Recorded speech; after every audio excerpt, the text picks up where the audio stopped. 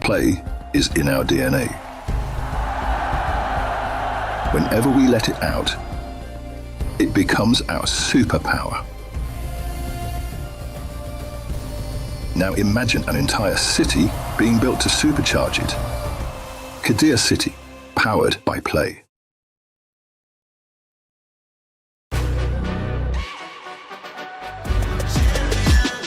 This ain't no regular thing. I came for the ring, you know what I mean. You see my name in the lights, better get right, I'm champion.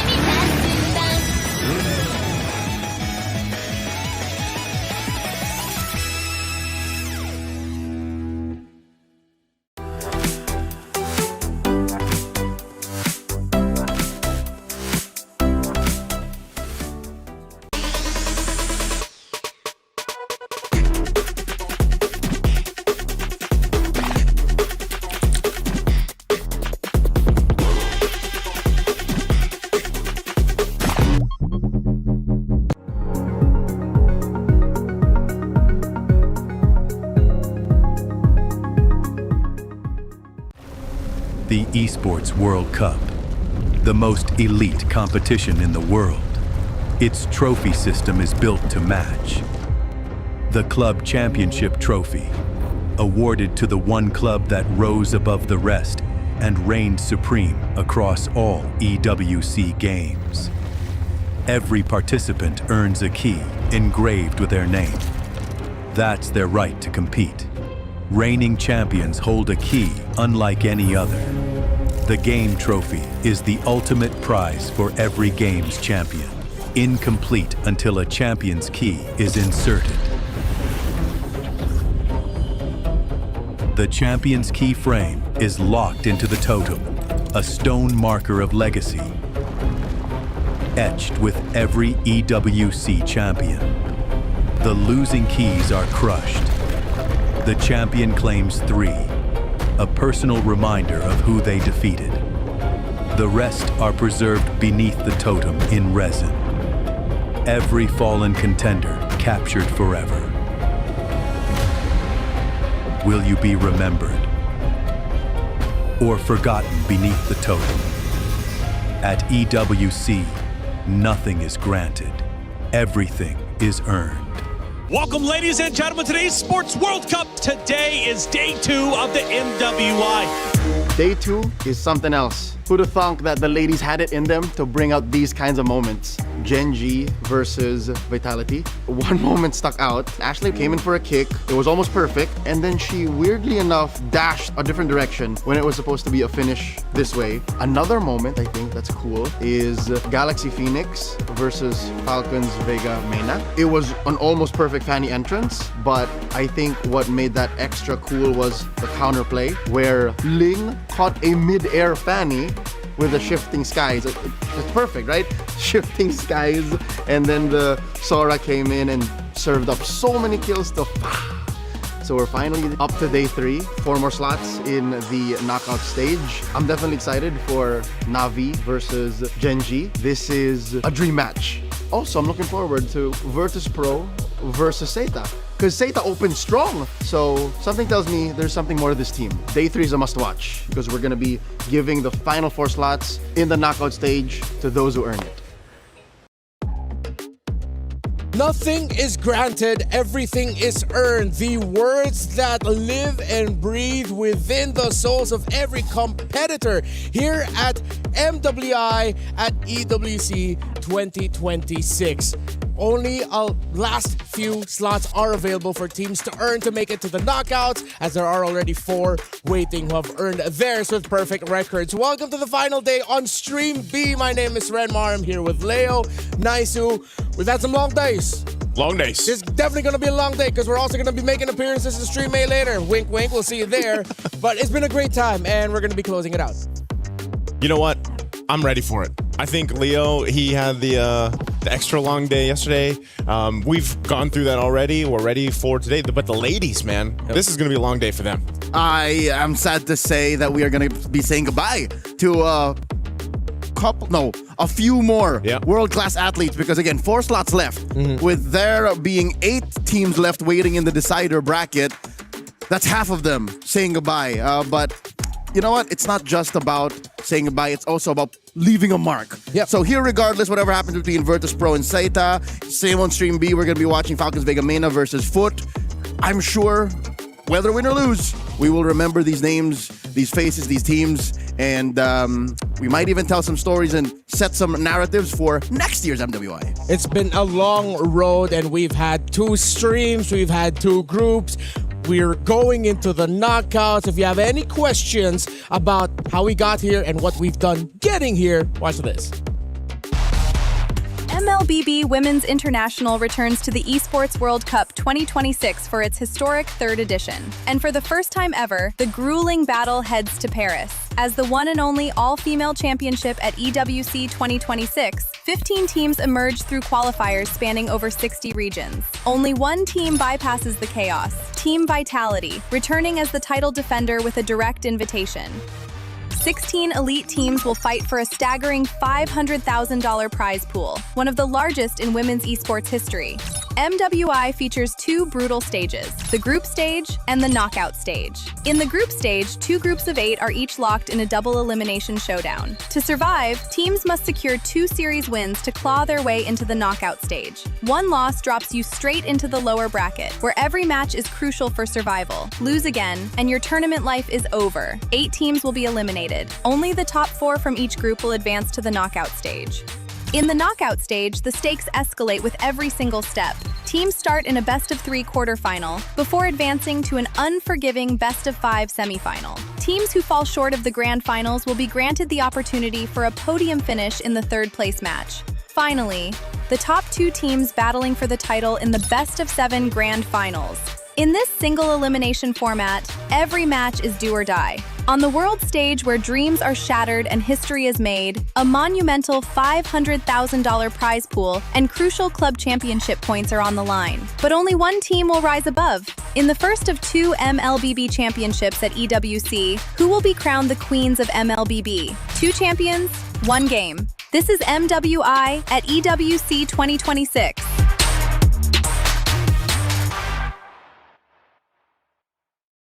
Of course, it's not just, of course, the club championship points that some of the organizations here are going to be competing for. It's the glory. It's a chunk of the prize pool. Woo! You all saw the numbers there. And we say this every year, but even more so, it holds even truer now because for the first time, we're based around Europe. We are in Paris. The ladies are competing here. A lot of the players that we have from Southeast Asia, from regions far off, having the opportunity to showcase, it means a lot. And you see it, even the elimination matches, even though some of those teams got swept, they brought out their best to, as you said, leave a mark. I mean, you fly out and travel up to 30 hours, thousands of miles away from home. There's no way you give your A game. You'd even give your S game if you could. And that's what we're asking for here. This is what we're looking to. Yeah, because like Renmar mentioned, I think they're fighting for a chunk of this big prize pool. One of the biggest, if not the biggest, currently here for MWI. 150,000 going to that first place, the championships. But yeah, the glory that comes with it. We already know a lot of the fans out there for MWI would say they'd put Team Vitality there, right, in the grand final. Who's going to be the one, though, to face off against them? And who knows? Maybe there's a surprise. Maybe there's an upset in the knockouts. As you just saw from our video, it can be brutal, you know, when you get to that point in the knockouts. Yeah, and it has been a brutal road for a good amount of the teams here. A lot of surprises, not just on Stream B, but of course the matches from Stream A. Let's look at Group A and the teams who have advanced to the playoffs through the upper bracket. Team Ray Young and Team Ray Young and Geltec Cyber Team, who we saw qualify here on Stream B. While we are going to be seeing decider matches for Group A, one of them here upcoming is Seta Esports versus Virtus Pro, while Twisted Minds and Team Falcons ID, you got Stream A watching over that. So you asked the question, who will be joining possibly Team Vitality in the grand finals? A lot of people speculated that it would be a team out of Group B, given how this one was, as the kids say, stacked. But think about it. Vitality went through, relatively undefeated. Are we going to say it's Galaxy Phoenix? Are we going to say it's possibly the MWI 2024 champions in Navi? They're still fighting for tournament life? Or could it be one of the dark horses out of Falcons Mena or Foot Esports who will be in action here in Stream B later on? Yeah, there's going to be so many good matches here as we see the teams walk out here for this match. But even that one, man, I hope I get a chance to go ahead and see that. The Gen G matchup versus Navi, because I felt like Navi yesterday when we were casting their games, it seemed like something clicked game 2 and game 3 for them. They were struggling. I mean, think about it. They didn't have a win up until game 2 of yesterday. Up until Shira gave her supersonic treatment. Buff. Yeah. We've heard that back at home, by the way. That's true. Hey, for the people who screenshotted my face, I wasn't mad. I was just shocked, okay? I wasn't mad at Shira for the supersonic screech that she gave. That helped Navi get to where they are now. But we're watching highlights from Virtus Pro. We talked about Navi having something click with them. Something clicked in Virtus Pro. We weren't able to see a performance like these from these players last year. Of course, they were in different teams. They were somewhat spread out, but it's good to see after all the experience that they've had, they finally got to show off. Another team that got to show off yesterday, though, Geltec Cyber Team. Now that was a hell of a series. To Aulus? Like that was my response watching. I was like, wait, and not just, it's the Aulus with the Hanabi in the same draft.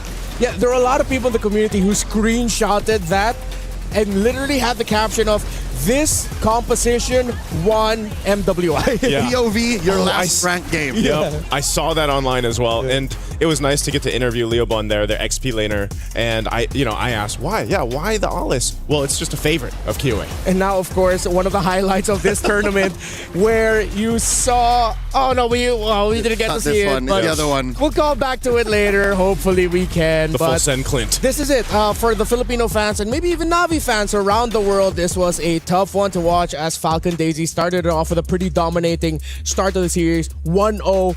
Navi comes in with a reverse sweep as Ayanami continues the streak of playing unique EXP laners every single game. It's her, not Ayanami is the main one who snapped. Yeah. She realized it. It was something that they had to do, but I think they came together as a team. They fixed the weak points that they had. For sure. She'll be in action today, Stream A, but Stream B, this is what we got. Yeah, Seta Virtus, Team Falcons Mena, and Foot Esports.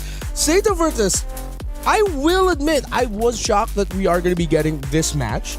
And I'm pretty sure the second one that we're going to be having later is shocking as well, as Team Falcons Mena. They were dropped down to this point by the team that's going to be starting off this day in Seta.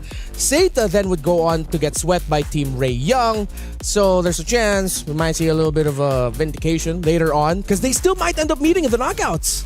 Yeah, that's going to be all up to the draw that we'll have later on as well, I believe, once we all move over to Stream A throughout the day. But yeah, I think we look at the team roster, we didn't get to see Seta at all play on Stream B the past couple days. So for those that have been tuning in here, you'll finally get to see them play out here.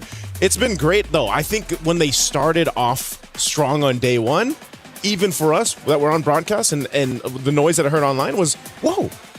Wow, Seta comes out, it was a sweep, wasn't it, in their first matchup? Yep, I watched that 2-game series versus Falcons Vega ID, and something about Seta's debut was such an eye-opener. I called them a machine because they were so picture-perfect in their mechanics, but something happened day 2. When they played again, they lost, they dropped to the lower bracket. Yeah. I want to see how they recover from that today. Yeah, I want to see if going up against Virtus Pro, they're going to ban out the Marcel from Minun, because that is a really great Marcel with Virtus Pro. I feel like if they end up giving Minun a hero that can constantly provide vision and just be, as I'd love to say in the Philippines, a mosquito to deal with. Mosquito, yeah. Virtus Pro is going to be happy. But you called it a mosquito, and it had a longer...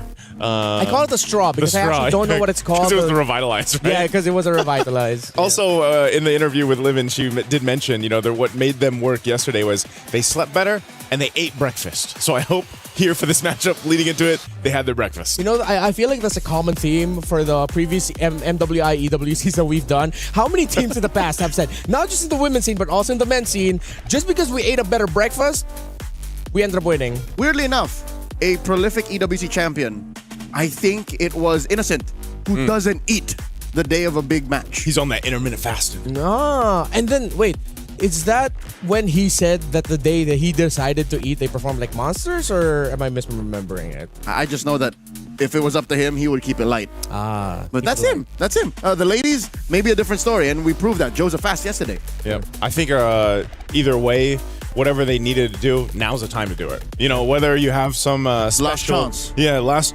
chance. La chance. That's the last chance right now. And I wish them bon chance. Forgive us if we're butchering the pronunciation in French. We are willing to learn. Send us voice messages. We don't mind. In French. Whoa, okay, here we are. In the draft. And the match. And the match. Seta, Virtus Pro. I'm wondering if we're going to see some more unique picks in the Rome for Seta. I appreciate any team who, after the changes in the meta, said, you know what works right now? Tigreal. And they won with it. They did. Okay, might have been an isolated incident. Yeah. But Tigreal is so good because teams who are incapable of pop and nap purify pay the price. So Tigreal can do that a modicum of ways. So TM, coming soon. I can see why, you hoping for more Tigreal makes sense. Pop that purity like this. Like this. All right. Okay, respect right away for two roamers that fit the bill of annoying to deal with. For Minan, say to take away the Atlas and the Marcel. You still have picks like Juicin up, Freya, but with the Phoveus up, there's a whole Freya Phoveus trade. And of course, the best EXP laner right now, can't go wrong with an Esmeralda first pick. It's crazy to think that we're back in this phase of Esmeralda, just dominating the XP lane. It was never a phase, Mom. It was a phase. It was a lifestyle. It was a lifestyle. Right. It was and it's just so good. It's been picked up so much. So but the response usually on that red side, flip side, you can get yourself the carry, but it's banned out in this case. So what do you go with? And there's only been one sure solution. Yeah. But it's like a two-step kind of complex solution.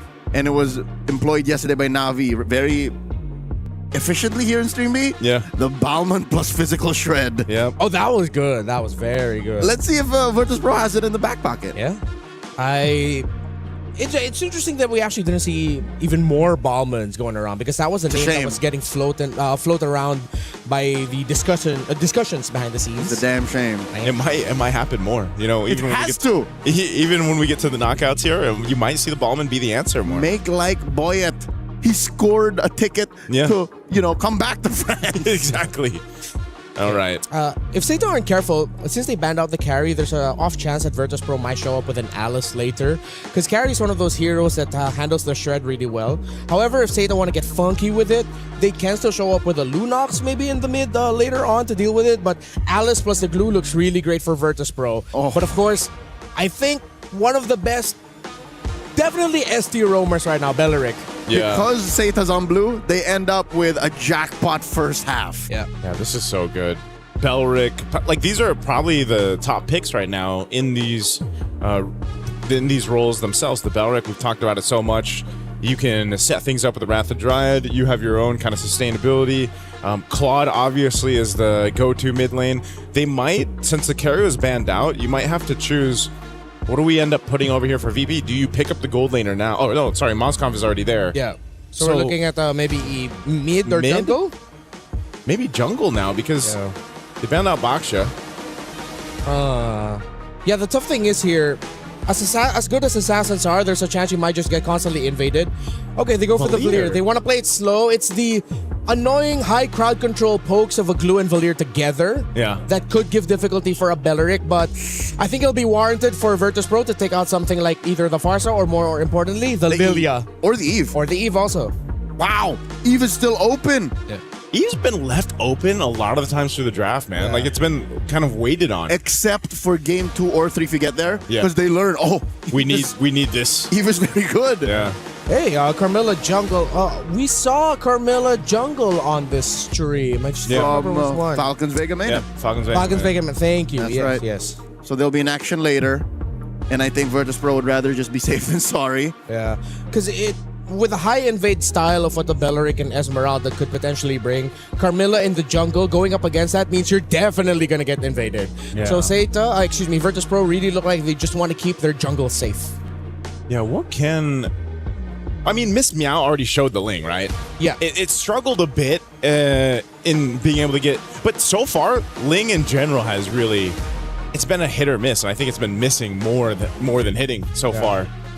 But she could still pick an assassin for this, but that's why they are going to hone in on some of the picks. Lancelot probably would have been one of the better picks for Miss Meow, but unless she still decides to go utility, and I think that's why also it depends on, they might hold on to the jungle pick towards the end, that last pick on red side. Yeah, I wouldn't mind that too. I was thinking, like, just really trying to think of the possibilities. It would be best if it goes in that slot. Yep. Because you really want to see if Seta want to pull off of a surprise. If Seta go for a off-kilter pick and then they pick up something like an X-Borg in the jungle, Virtus Pro, they'd be happy that they didn't pick up something like a Fredrin much earlier on. Because with Lancelot and Lingon, you are close to out of top assassins. You still have the Harley and Suyo, but do you really want to pick those up knowing that Seta have picks that love to invade? Oof. The choices narrow down. I like how they banned out the Sicilian and the Carmilla. Yeah, the couple. The couple's gone. But that was showed here yesterday too. The Sicilian was picked up. Definitely a late game impact. MIBR loss. MIBR loss. Yeah. That's one of the picks that personally I believe would be picked up more. You can't afford to get greedier with your mid laner because junglers farm so much faster. Okay, Nolan. I feel like they should have shown this later. Yeah, I was expecting him to do that too. Yeah, unless they were worried that Seta would take it away from them. But I feel like this is like a trap by Seta, knowing that Nolan is one of the last best assassins you could go for. You don't want to go back instantly to the Suyo Harley. Now Seta can quickly try to answer this. That's blue power again. You think you're in control with red 5, but you make a slip up like this and expose your jungle so quickly. Seta should be ripe for the checkmate. I don't know, too. Wanting to hold on to your XP lane for a last option for there VP it is a little risky. Yeah, the Eve gets picked up. Cosmic Mommy. That she is. Yeah. With the YSS. Yeah. I'm pretty sure she's some matriarch of some galactic Yeah, she is a mom. stellar formation. Yeah. She is. Somewhere in the universe. I wish I was in that universe. Oh, they need an Star-shattered. EXP laner that's either really solid or rotates fast. It's not hers. That's Novaria. Yeah, that's Oh, yeah, Novaria. that's right. Get your world manipulated. Not my bad. That's what I was thinking.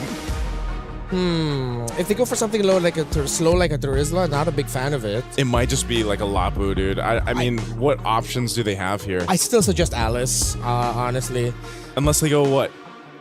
If not the Alice, more damage. Benedetta's popped up so much in the XP lane. Ken, not so bad. Even a Yuzhong would be okay, maybe. Oh? Whoa, so wait. XP glue! XP glue. XP glue. Rome Grok. That's why they held on to that last pick for Red 5. All right. So they're not going to be able to match it in terms of the late game damage output, but what they decided to add more of is just sustainability. Thing is, Grok has shields. You get the setup, but you don't really have a combo unless it's the Nolan. Virtus Pro, they have a lot of crowd control, but I feel like their payoff isn't instant.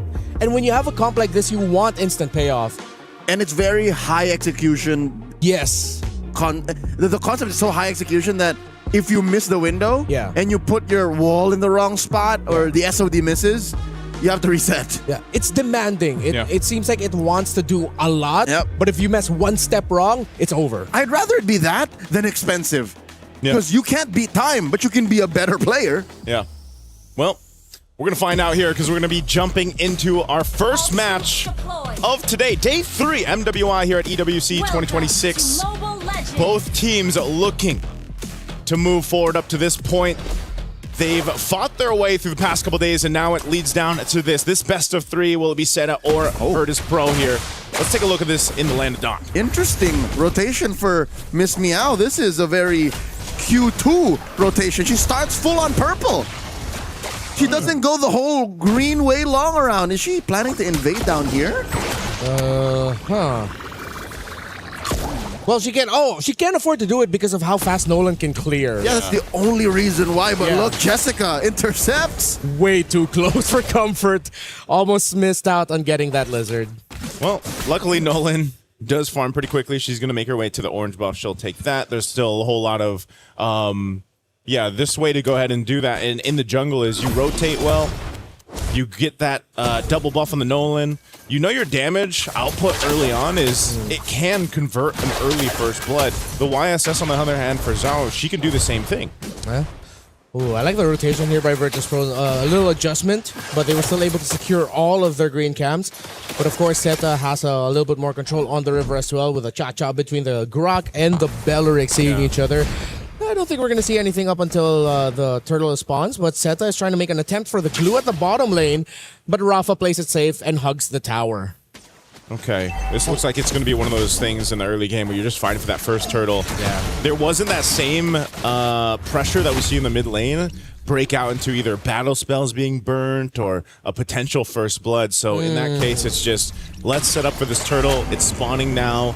They've got some level 4s, but not exactly. Oh, my Lord, Jessica! Little lucky to survive, Miss Meow! Hiding beneath it, but Zhou finds her. First blood for Zeta. Rafa flickers back, RWM stops her. Name swipes away. VP are a woman down. This is not looking good for their turtle take chances. Yeah, I felt like it was going to happen because Rafa was frozen out of the minion wave. Zeta was controlling it. But because Virtus.pro needed to clear the mid, it was Miss Meow's job to go down to the bottom and they mistimed it. Zhou secures purple here in jeopardy. The mount and the pull on Fanhua. She should be fine. Yeah, she's tanky enough, but those... Oh, no. Ultimate pop by Livin. I think she really wanted to get that stun off. The slow ticking on Fanhua. She's going to be fine, though. Hey, man, the tree doesn't like the fire. Yeah. Oh, that's why you drafted that way. Maybe they expected the tree to come out. That's why they picked up a Valir. Valir. That sounds logical. That's preemptive. That's a stretch. Hey, just wait till she has the Ice Queen wand.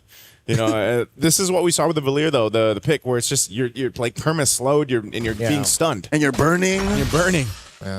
That's why theoretically it's just good to pack it up against a Belleric. Belleric. You're right, I guess. I'm pretty sure Nice, you said it like that one time. I probably did at some point. Look at this potential play up top. Guys, she's going to be fine. Again, this Claude, pretty self-sufficient. I think Lunar is going to have to rely on what we've seen Moscow's do so far constantly throughout this MWI is just play the long lane, push it out. But some of the SODs, man, I think like you guys mentioned earlier on, the Spirit of Destruction, a lot of the times, at least in MWI, hasn't really been finding the best marks or the best moments to follow through on. So she's just going to be pushed off the lane. That's some extra gold going over here to Guy. Yeah, the roam mid of Zeta are out-rotating the roam mid of VP. Lunar just forced to use the SOD there to get a little bit of a better position in the trade. But right now, they are falling behind. They're not reading the map as well as Zeta. Zeta decided to go up top, giving problems for the Moscow, while VP were just hovering around the lower portion of the map, not actually getting anything. So Zeta looks like they have this in the bag. RWM, pulled out by Name. Fanhua trying to close the exit. Couple of big ticket ults already spent before the turtle. Yeah, good usage by Lunar to just burn the flicker, you know? Better no flicker than dying, right? At this point. Better flickerless than dead. Better flickerless than dead. I think they're just going to have to give it this turtle. They're not going to get there in time. That is a quick take on the second turtle, the hands of Zeta.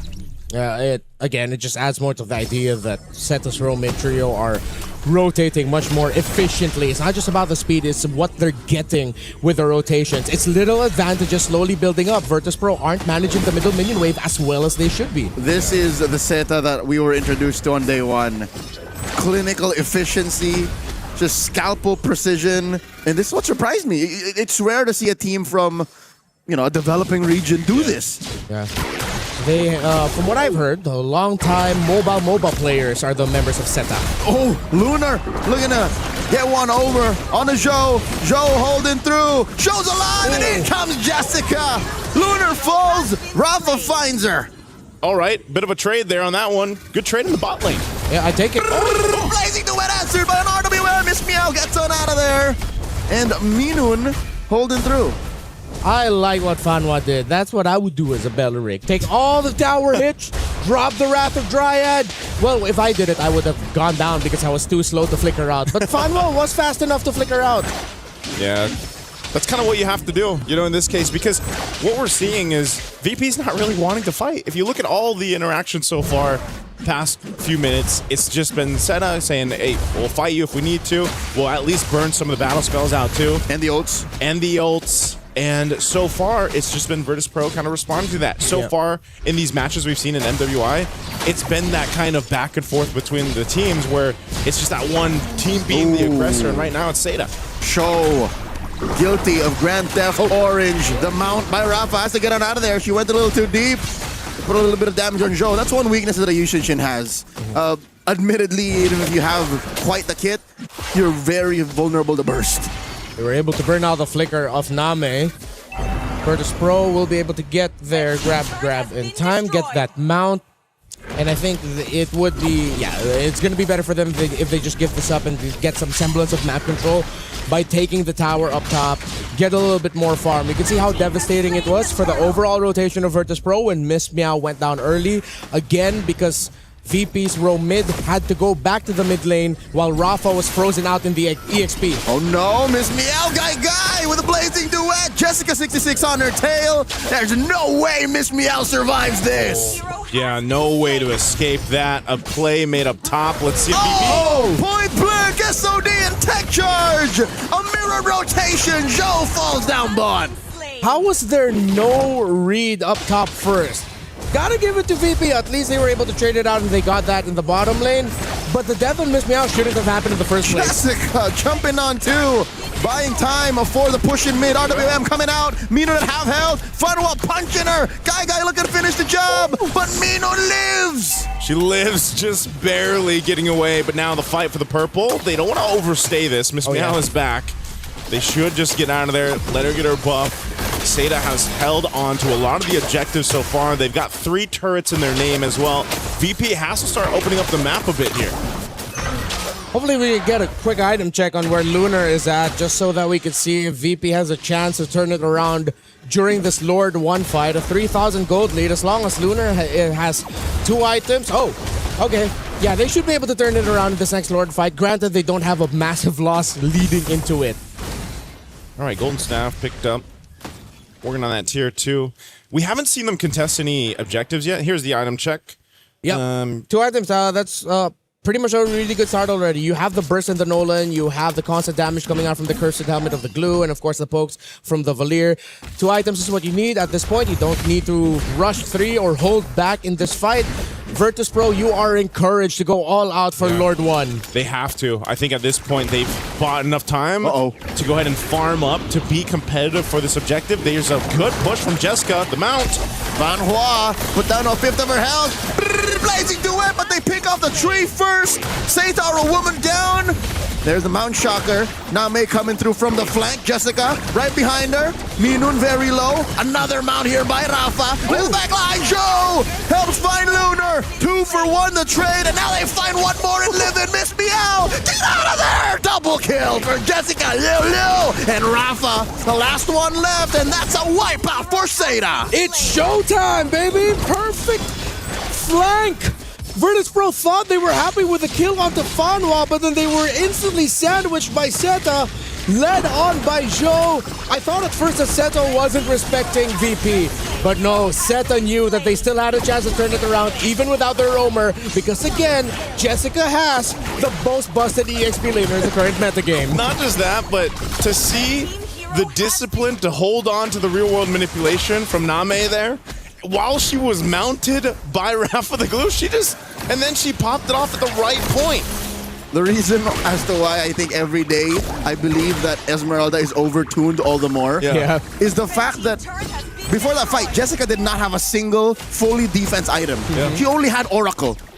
And I'm expecting at this point she would build like a, Pauldron on the way, Antiquiras on the way. No! She was that chunky with just an Oracle. I think you really got to tune up the shields again. With just the Oracle Rush, way too much goodies that you get with it. 7,500. This was around 2 or 3 earlier. Zeta just got everything. This is going to be a really tough defense for Virtus Pro. They're going to have to commit and overcommit certain heroes just to clear comfortably. But so far, they've been handling the minion wave somewhat okay. Oh, Mount Shocker used. They want to take down the space turret if they can. Half health still on that Lord. A wave still pushing up mid. Oh my lord, look at the damage! RWM! Rafa with the mount. Fanwa gets taken down. But Rafa will be traded out for 1-for-1. Inhibitor still standing. Minun down to 1/10 of her health. Livin down to 1/8. Oh, she's still burning. They get through mid lane. Inhibitor has been taken down. Bottom lane follows up. Flicker tech charge by Minun. Guy with the answer. SOD. Point blank. In comes Jessica dancing Minun to death. Oh, now she's taking some damage. She had to burn the flicker, but she'll take out Minun. And so there you go. 2 base turrets off that first lord and a massive gold lead. 9.3k ahead. That was a great attempt by Virtus.pro to try and get something good. I gotta commend Minun's tech charge, but the lead is just too much. The gap is too wide for Virtus.pro to leap over it. They just have to wait. They're gonna be turtling it out for the next few minutes. If they get desperate and try to get a win around an objective, they're not gonna get that. Even trying to move out of the base, maybe with a big conceal play, try to -1 and then run back to base is so risky that as much as you want to be proactive, you have to be reactive here if you're Virtus.pro. Oh, RWM holding down those backing off. Miss me out, dash it through, guy. A little too late on the flick of the wrist. Hitting her, but Rafa will fall down still. Worthy use of the Blazing Duet. Top lane, looking to be the next target. Seita gets VP a bare base. Oh, Miss Meow's in trouble too. They just want to clear these waves out. They lose the last base turret off of that, but man, it's looking really desperate now for VP, just kind of throwing themselves into a fight against Seita. They don't really have much of a choice. That sometimes they're just kind of a sacrifice at this point. Seita has so much power against them. This Lord is up. They should be able to just freely get it, but it looks like VP wants to potentially get in this zone. They might get clinched in here. SOD thrown out. And the answer, the flicker from Fanwa. The Wrath of the Dryad, Blazing Duet pushing back too. And down goes Lunar and Minun. Miss Meow follow through, Livin as well. And now Rafa falls. The wipeout. Seita are moments away from going to match point. All they need is this wave to push in, and they'll do it just that. Seita with a dominant lead in game 1 of this best of 3. Take it against VP. There's the Seita that we first saw open up day 1 with their surprise win against Team Falcons ID. Efficient, decisive, and deadly across the board. Virtus.pro has a lot they need to get right to force game number 3. Man, I feel like for a minute there was, 2-3k lead that they had for Seita, and then all of a sudden, boom, 8, now 10, now 12 as they end of the game there. This has to be one of the fastest games on Stream B anyway so far. Oh yeah. It's about a 13-ish minute game. They exactly knew when that power spike was coming, and that's why, again, that blue pick priority Esmeralda is so popular right now in the draft. I think that is a warranted ban if you're not prepared for it, unless you have a very specific composition that can deal with a lineup that has an Esmeralda. It's not unbeatable, but it's just so good that it adds so much difficulty for any composition, even the one that can counter it. Yeah. It asks for so much of its opponents. Yeah, this even that last sequence was so clean from the Blazing Duet being used, and then you just have Zhao come in too. They timed it so well, and that's what we saw. A lot of the choreography from the team fights that we saw, the layering of abilities and the kits that they had was really executed well here from Seita. Now I understand why even on day 1, even though we didn't get to see it here, why they had the result that they did against a team like Team Falcons ID. Talking about choreography, I think this game felt relatively free for Jessica. Yeah. All she did was, now I dance? Okay, cool. Jump here? Yeah. Okay, everyone else was just setting up for everyone. I might just be tunnel visioning on the Esmeralda, but it seemed like they were so in sync, more now than ever. Yeah, especially because of the rotations that the rest of the team were doing. There were moments clearly where they needed that extra little bit of follow-up, slightly delayed, which is a good thing, because that's when the opponents least expect help to arrive. That's why On Your Left made such a big cultural impact. That was Jessica in this game. Dude, Justice League. But that's what makes it all the more difficult for Virtus.pro. Even before the game started, we were so clear on it. If your execution ain't on point, you have to find a way to reset. But with a lineup like what Seda brought, there is no reset. They're literally always just breathing down your neck. What I would say for this, each one of the members of Seda had like a highlight moment in this game. Like you could just take all of it, put together a compilation for game one. They all had their moments. I mean, even for the setups that came with the Bell Rec here from Fanwa was so good. She was able to go ahead and support so much. The utilization, like I said, with the real world manipulation from Name was also outstanding. And so there's just so many things to dissect if you're VP, potentially going into this point where of game 2 draft, you're like, where do we focus on? What do we hone in on to get us to that game 3 that we need? A lot of questions. I think you really have to start it with how Miss Meow, Livin, and Minin are communicating their rotational priorities. The early death onto Miss Meow, I will keep drilling on that. That was such an off-timed rotation. I know the Roman mid needed to handle the mid lane. I know that Rafa needed to get the minions so that she could hit level 4 because Jessica was already level 4 at that time and she got frozen out. But sending down your jungler like that without any info in that side of the river was too dangerous. Which I think is more an effect than a cause. The real problem is, I think Virtus Pro got a little too crafty and got cheeky and said, let's do a different rotation. I think we can greed out. Purple straight, small camp, and then cross over to steal the small crab. And then we go from there, which was obviously not the right thing to do against a team who is on point 100% of the time. Is that the nature of just because of having the Nolan, or was it just something that they wanted to go ahead and try something different too? As a jungler, I reckon it's because it was a Nolan and said, I'm bursty enough to get away with this. They didn't. Yeah, and a small decision just changed or led to a very big consequence for Virtus Pro.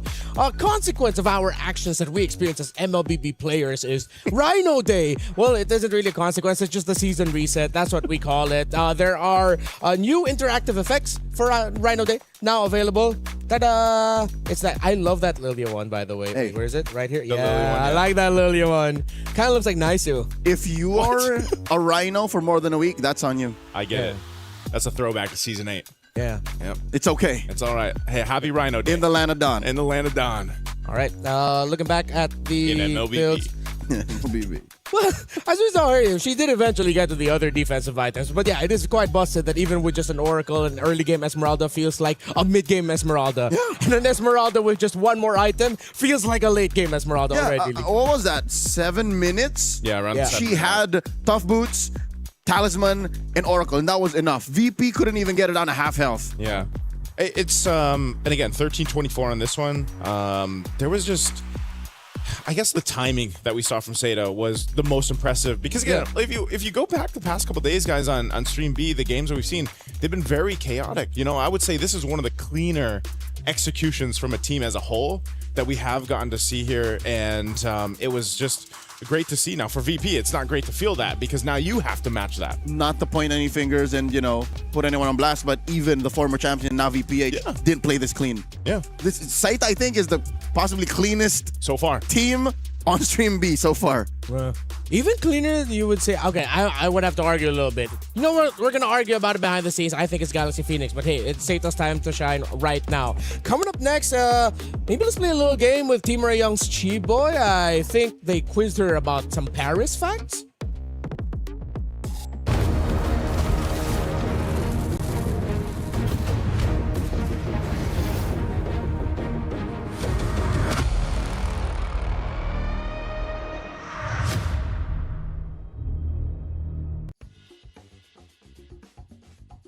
It's your boy Mirko, and I'm here joined by Livin and Keyboy. They're gonna go up head to head in this true or false battle. Paris is known as the city of romance. True. You guys are wrong. It's false. What? Paris is known as the city of light. The main bell of Notre Dame is named Emmanuel. 1, 2, 3. True. It's still a tie. Both of them got it right. 1-1 right now. Croissants are originally from France. 1, 2, 3. True. False. It is false. Damn. 1 point over to Livin. Now it's 2-1. The Louvre is the biggest art museum in the world. 1, 2, 3. True. It's 3-2 now. Yes, it is true. There are no stop signs in Paris. 1, 2, 3. False. If there is, it's wrong. True. It's true. Oh my God, I tied it up. Let's go, guys. So now it's 3-3. There are 132 playable heroes in MLBB. 1, 2, 3. True. It's false, I think. So it's true and false. Yes. Chiboy, unfortunately, you are correct. Oh, damn. Yeah, there you go. Hey. So no punishment, you guys are free to go. I'm joking. Oh, There's a punishment. You're gonna have to brutally now smack your friend in the head. Me? Yeah, the winner. Yeah. Okay, I'll be soft. Yay! Friends. If you guys want to catch more of this friendship, Chiboy and Livin, tune in to MWI EWC26.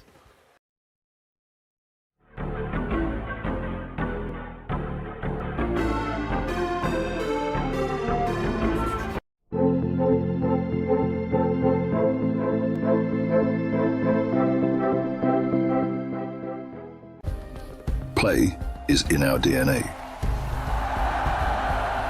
Whenever we let it out, it becomes our superpower.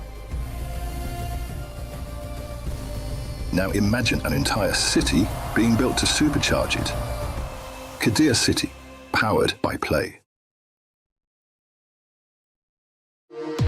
We were there. For every click, every clutch, every respawn. We were there for the years of grind. And we're here. Now. The proud founding partner of EWC. Powering the biggest event in gaming. Shoulder to shoulder with the world's best. Making history. Greatness deserves a stage. Lenovo Legion. Reach your impossible.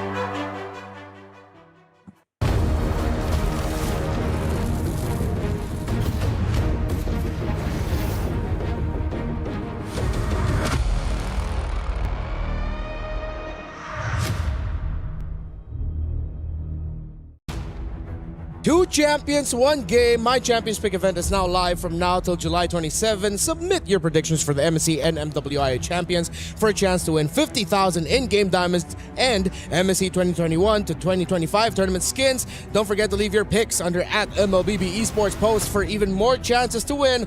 Lock in your champions now and cheer for your favorite teams. Welcome back to Stream B. Here we're entering game number 2 between Zeta and Virtus Pro. If you've missed it, TLDR, Zeta were just too damn good, while VP looked like they were just trying to chase a chicken on a hot summer day while it's raining.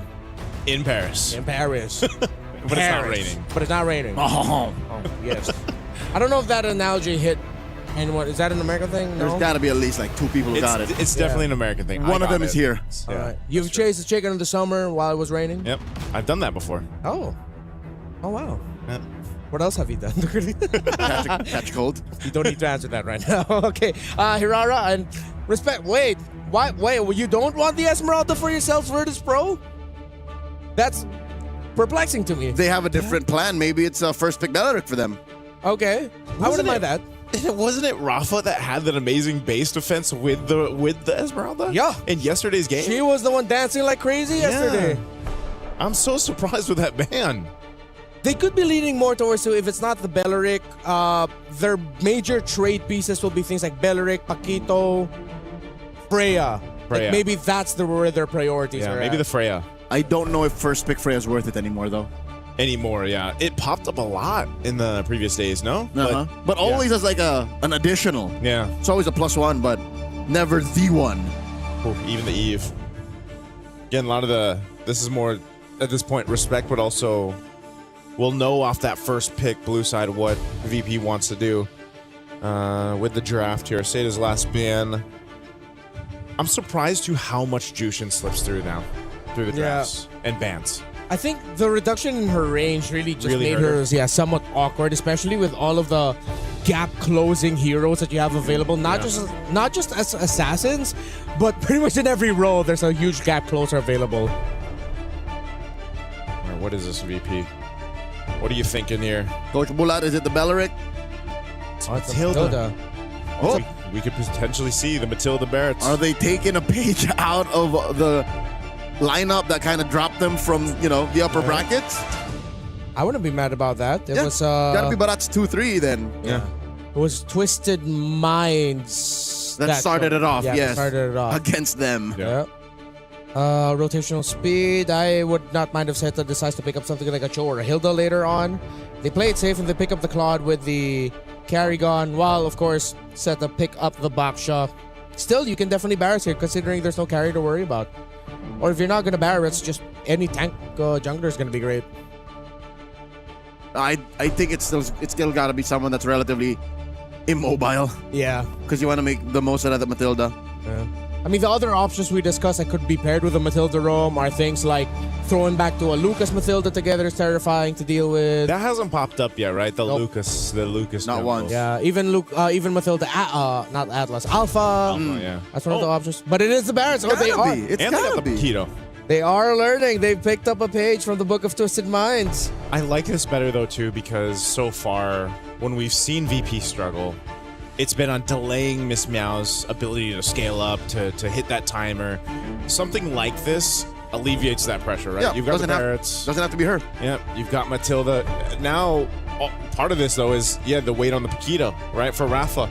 She's got to be able to pump off that damage that we see so much with Paquito, make those plays, cut off those angles. And that's why I think even the Lilia is a great pick for that last pick of the first phase for Seda because you can always get out of the bad situations with your Black Shoes. I would like it if VP would consider Zetian over a Farsa for them. Even though the Farsa can rotate as fast, you already have the Matilda there. I feel like having Zetian being able to get whisked quickly around the map through the Matilda would be much more effective. Plus, having the Fury of the Phoenix is just going to be good. You could use that to force out a BMI or a Black Shoes. My only problem with Zetian is her damage profile might be too slow. Yes. Because your only real burst right now is Paquito. And that's a very specific kind of burst that targets, one or two tops. Yeah, and since they're the ones, since VP that banned out the Eve, your options are, at least for what's been shown in the mid lane, and now that Gord is taken out, is being narrowed down even further. And that's why maybe Farsa pops up. Well, Gord would have been good, but they get banned out alongside Valir. Yeah, I don't know if we potentially see another Kagura come up in MWI, That might be overshooting it because she's too mobile then. It's like, I don't need to invest in mobility. I need, this kind of burst damage. They need a little bit more shred or constant damage. You could go wrong. Lunox mid and then close it out with a Moskov. They still ban out the Atlas, which is interesting to me. What if they want a Kimmy here though too? Like what if I was thinking Kimmy. But it's not burst. It's not burst, so but if you build Sky Piercer, I guess. Yeah, it will be burst eventually. They don't need the burst right away. But the way that Sata's playing is they're not allowing for them to build up. Yeah, exactly. Ah, that's true. Ain't no way, son. And with the Benedetta, even more so. Yep. Right? That's Jessica saying, you're on check. I will meet you on the back lines. Come Rafa. chase me, boxer man. Chase me, Rocky. Don't bring your fist to a sword fight, I guess. I don't know. Or maybe vice versa. There's no Esmeralda. I would be okay with something like a Hilda, single target. Oh, wait, no, sorry. They already have a Paquito. They need that mid, and then they need the... Valen. Yeah, I'm okay with... might just be a Moskov, yeah. Probably the safest. If they think they can be front heavy, they can go Clint. Oh, Bruno, okay. Get that little dash. Bruno. There's the burst. And they still go for the juicer for the control. So I'm still very worried. I'm a little iffy. Yeah, on this one. Again, your burst is all physical, and it's a specific kind that needs some ramp up. Yeah. Yes. Saita's Cho.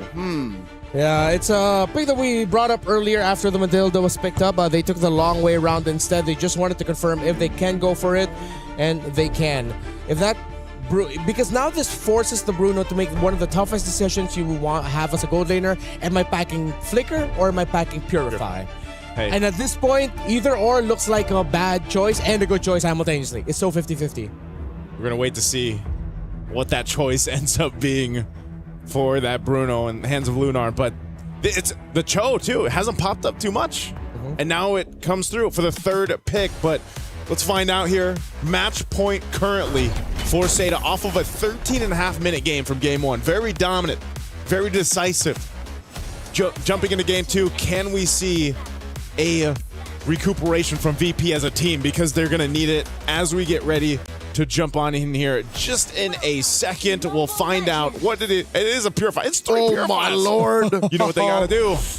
Pop that Purify. They gotta pop the Purifies. Which I think is the better choice. Why? There's very few ways to PTP. Like, PTP. What can you do? One is eye for an eye, but you have to time that. The kicks, of course. Yep. The jump from Zhou. That's it. Here comes Fanhua, compromising the take. Enough time to just distract them. And it's going to be a question of will VP... Oh! Fanhua flickers, almost dies into the wall. Rafa flickers it as well. Fanhua running for her life, but Minun draws first blood. Oh, that was unexpected. And Lunar will be able to purify. Oh, Guy finishes the job. It's just a trade. And that's why that's a tough choice, whether or not Fury or Flicker. Rafa, good call on her to commit the Flicker so that she could get that kill onto Fanhua.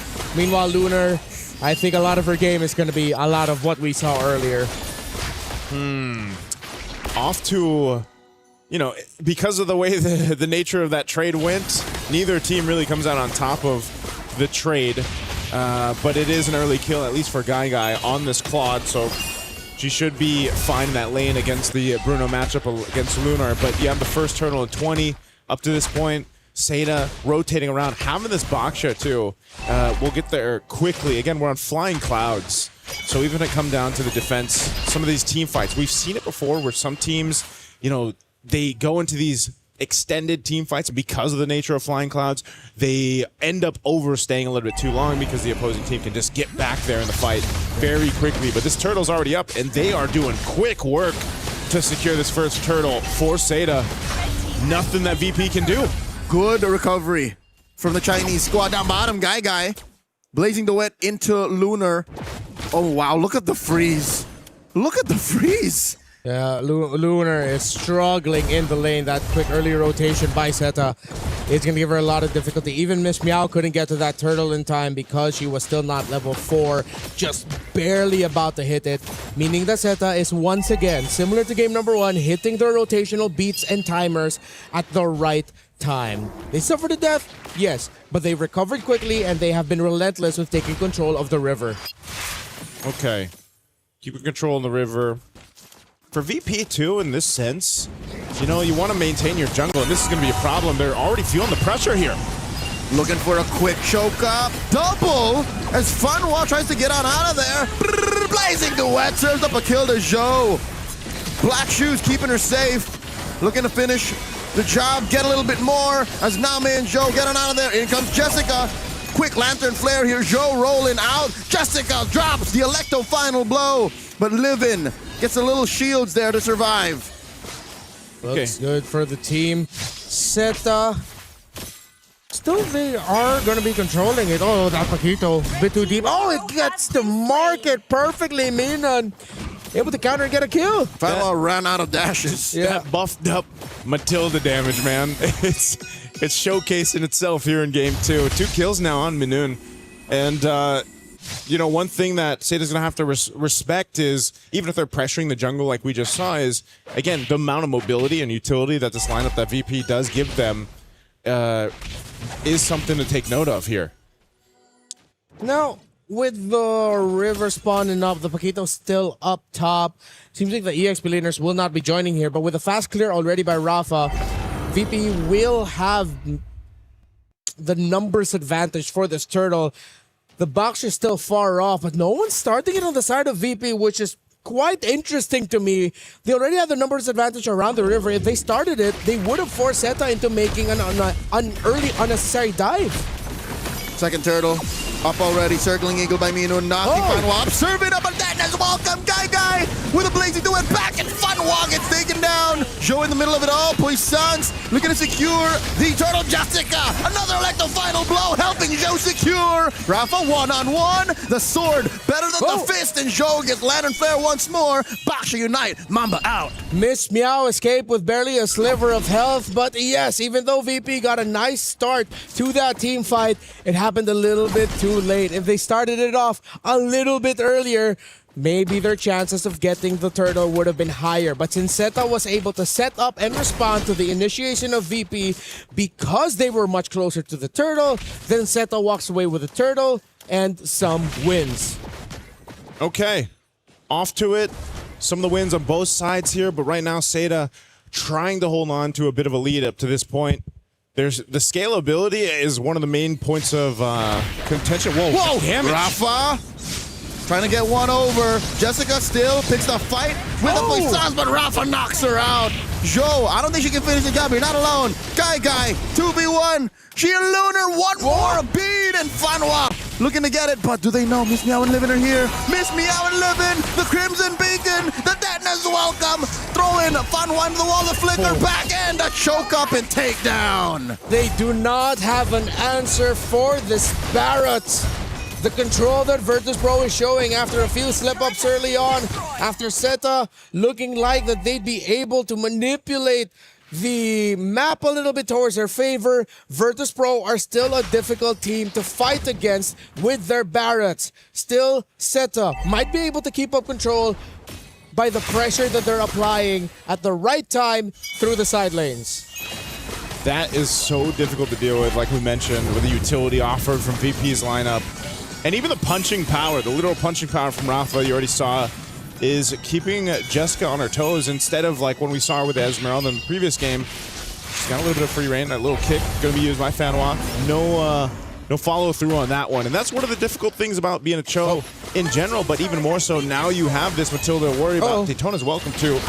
Won't land on anyone. The fight for the turtle, 3 for 3 though for Zeta. Despite them actually losing out more of the big team fights, Zeta are still able to get a majority of the major objectives. It's the timing. Again, it's the rotations when they decide to park themselves around the objective, the minion waves that they decided to flow and freeze at the right time. And again, we go back to Turtle 2, the window that Virtus.pro had to take Turtle 2. They didn't jump on it, and now Zeta is continuing to slowly dismantle Virtus.pro's presence in this map with invade. Oh, Crimson Beacon through the wall! They want to get a choke up, but instead they get a kick, and Joe Baksha unite into it. Fanwa falls first, Lunar scores. Puissance back to disincentivize forward momentum. VP punish Zeta. Yeah, good punish there. This is what they have to do, though. They have to play to their strengths. VP definitely feeling it better here in Game 2 because of this composition. This is why it's worked so well for other teams that have drafted it. Now, this also just allows you to have that space for Lunar. Lunar on the Bruno, and which is, mind you, one of her better heroes that she's been known for, too, is going to be a big threat through the course of this game. Now that we're approaching that mid to late. Oh, Fanwa again trying to get the kick. That's a conceal alongside Show. They answer with a circling eagle, knocking up Fanwa. Miss Meow misses. The Deadness welcome. This is a good chance for Zeta to reconfigure their approach, but instead the map is something they address first. VP has been working on it. Yeah, at least we get to see VP balance things out in terms of the map control. They're being aggressive in terms of trying to get the fights in their favor, but they're still not forgetting about their map. After a few minutes of Zeta pretty much running all over the side lanes and using those minion waves to pressure Virtus.pro out of the timings. How is Jessica alone here, able to eye for an eye and back out? She didn't get the Daytona's welcome again, but Jessica is going to be hard to catch on a Benedetta. She gets away. This is something that they'll have to keep track of as the game goes through. You know, you don't want to let Jessica to just push the off lane, the long lane, knock down some of these turrets like she's doing right now. Fanwa saying ni hao, kicking up Rafa, but there's not enough of a response. It's just Guy there to back off, and Rafa knocks Fanwa out once more. Deadness welcome finally coming through, throwing Joe into the wall, and Lunar finds Name. Can Guy help support? She doesn't have a blazing duet. ready yet. AOT stacks her down. VP looking to get the Lord. The inevitable reality of the composition of Virtus Pro. Way too tanky, too much damage. Joe, can you steal it? Can you? And she misses. Miss Meow with the secure. Even though they're both at level 11, I think it was a matter of timing. Miss Meow, what precision. Yeah, definitely timing there.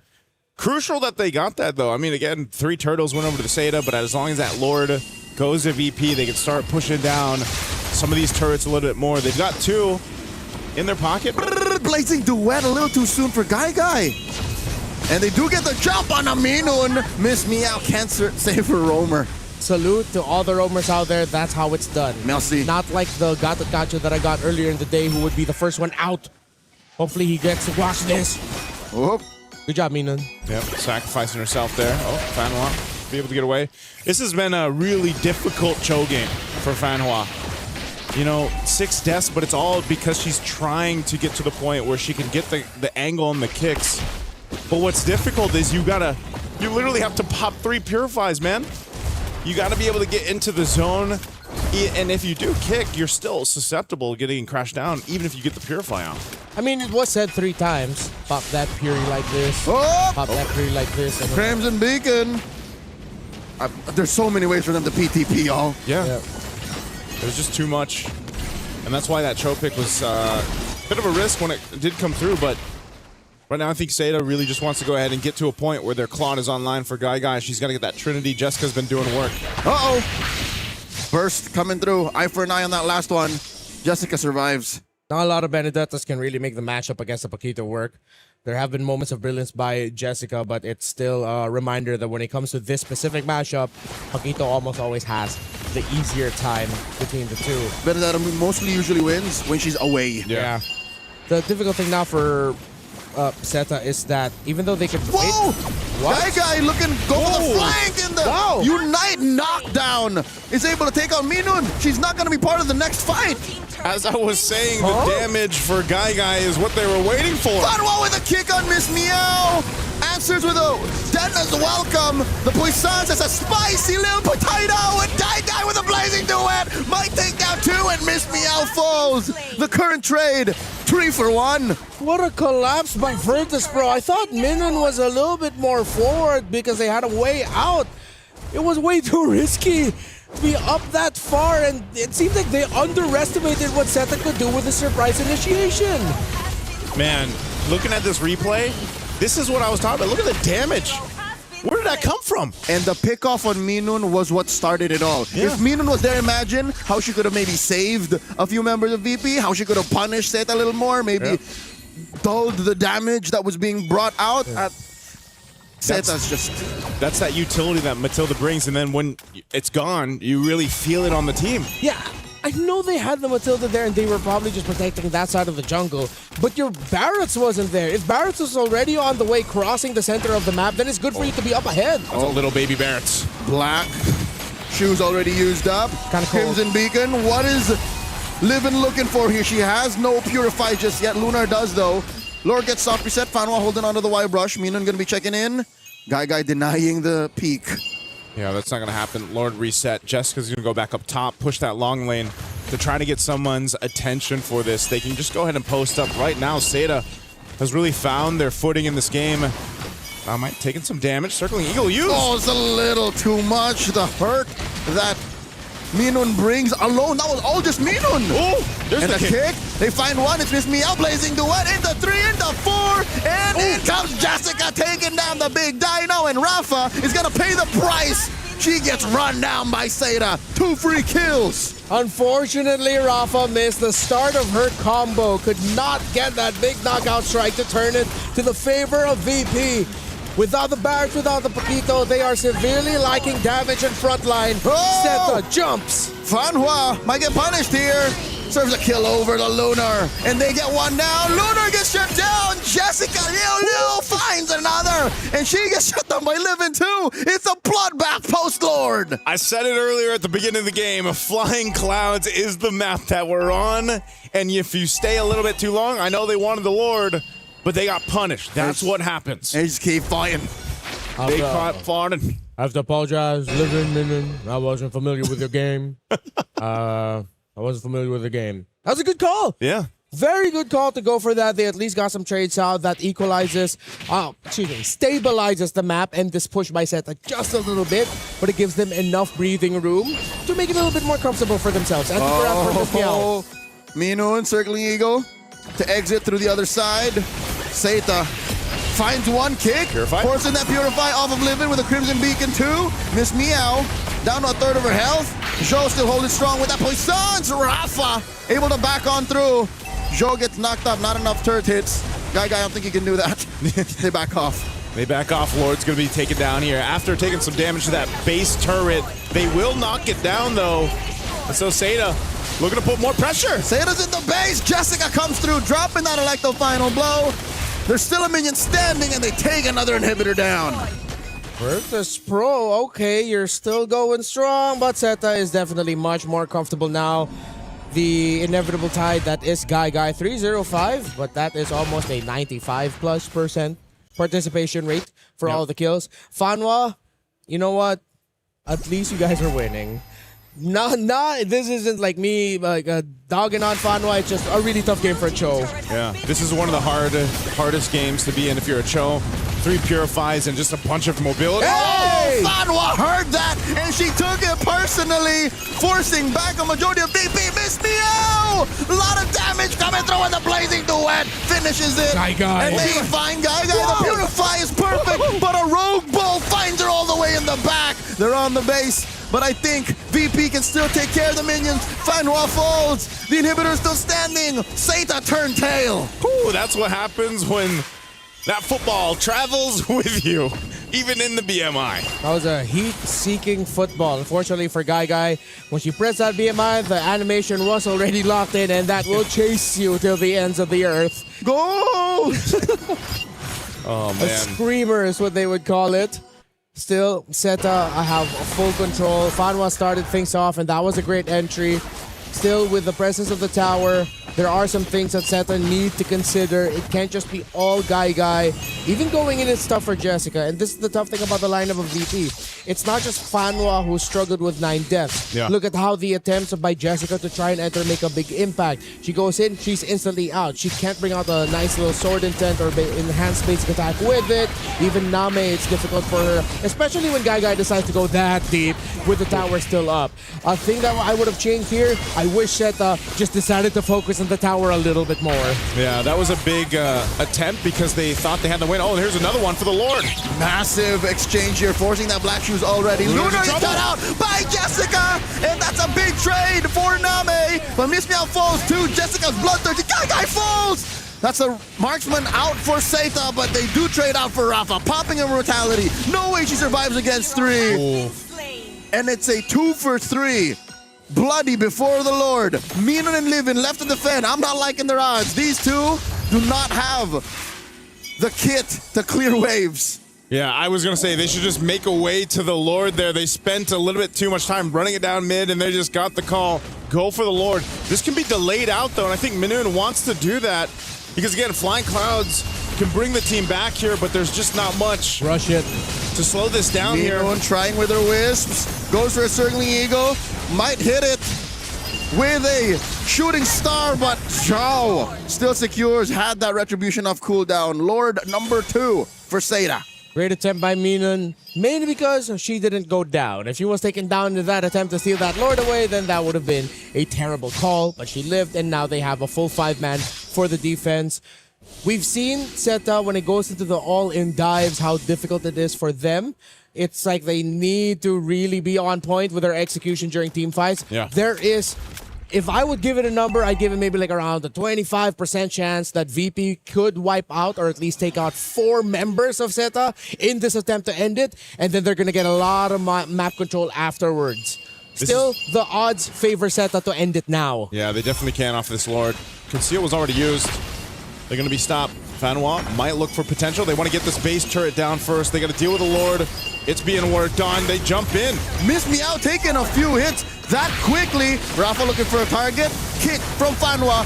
Then as welcome. Circling heel to the back line. Jessica falls, but the base is still exposed. Rafa gets taken down. As long as Guy lives, they can just keep wailing away. Double kill for the Claude. And just like that, Seita sweep Virtus Pro. What a game, what a series. Seita took them a little bit longer in game 2, but they showed us that as a team, they are strong. A valiant effort by Virtus Pro. They will bow out from their journey here at MWI. They've improved individually and as a team, but now this is the moment of Seita to advance. Job isn't finished, but it does feel great that you will make it to top 8. There you go again. You know, we're at that point in the tournament here for MWI that it's tough, right? You have to say goodbye to certain teams. They really fought through these past couple days, went through the gauntlet, and now we say goodbye to another one and congratulations to another making it to that next stage. It's great to see that despite the strengths of Seita, a lot of the things that they need to improve on aren't like big glaring problems that instantly they'll ring the alarm bells. We're at the top 8. We need to fix this now. You can fix it gradually. It's something that can be fixed with a little bit more communication. Maybe even a little bit more fewer warm-ups heading into the day. And when they struggled, it's something that they expected, that we expected. You know, the Cho with a triple Purify lineup that you're going to be facing. We knew that she was going to have a hard time, and she did, but they made it work. Yeah, that's, as someone who is a Cho main myself, you see 3 Purifies like that and you're trying to get through all that utility, that is not going to be a fun time. Honestly, if they purposefully pick this Cho in an attempt to force more Purifies getting picked up by Virtus Pro and reduce flickers, I would say master stroke of genius. That's by Coach Seita. Best right there. Hopefully we can ask the coaching staff later if that was the case, because you could see the moments, even though there were times where Seita, we talked about how difficult it is for them to go all in with the risk of just getting crowd controlled by the Jusin, even the Barretts. Getting too close to a Paquito is not good for anyone's health. You also forced Virtus Pro to all in. Yeah. They didn't have a lot of ways out. Most of them are on the Purifies, and once they decided to fight, they pop that Purify, have that CC immune. They're pretty much forced to hope that they win that fight. Yeah, there was a lot of things too that I just felt like the weight on both XP laners in this matchup were so important too, because, you know, getting to that back line, trying to cut off those gold laners, or at least get the defensive item or the Purifies, what have you, was so much work, because in a lot of those team fights, that's what it was. It was Rafa going for the mark, and then you had, of course, Jessica doing the same thing, and so it all came down to just the better team fights, and the XP laners were pivotal in that. I think those are the 2 main roles that carry this game, the XP lane and the roam. Exactly. Fanhua and Minun, they were both thinking, should I save you first, or should I go for the initiation? I wish we could see more of Virtus Pro, of course, but we will eventually in the next MWI, and of course, whatever regional tournaments that we have showcasing their abilities. Thank you, Virtus Pro, for your efforts and your time, everything that you've sacrificed to make it here to the stage. Pretty sure all of your fans are proud of you. Meanwhile, for Seita, great to see that their region has representation. After, of course, what we saw from the previous MWIs, they've gotten better and better. And this squad, with their experience in this genre of sport, they look like naturals. Yeah, this was, again, a bit of a longer game. This is what we're more so used to over here on Stream B, right? Getting up to the nearly that 20-minute mark after a 13.5-minute game.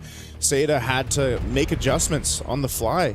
And again, I was kind of surprised just how much damage they were able to pop off with Guy at that point in the game. Hold up, ain't no way.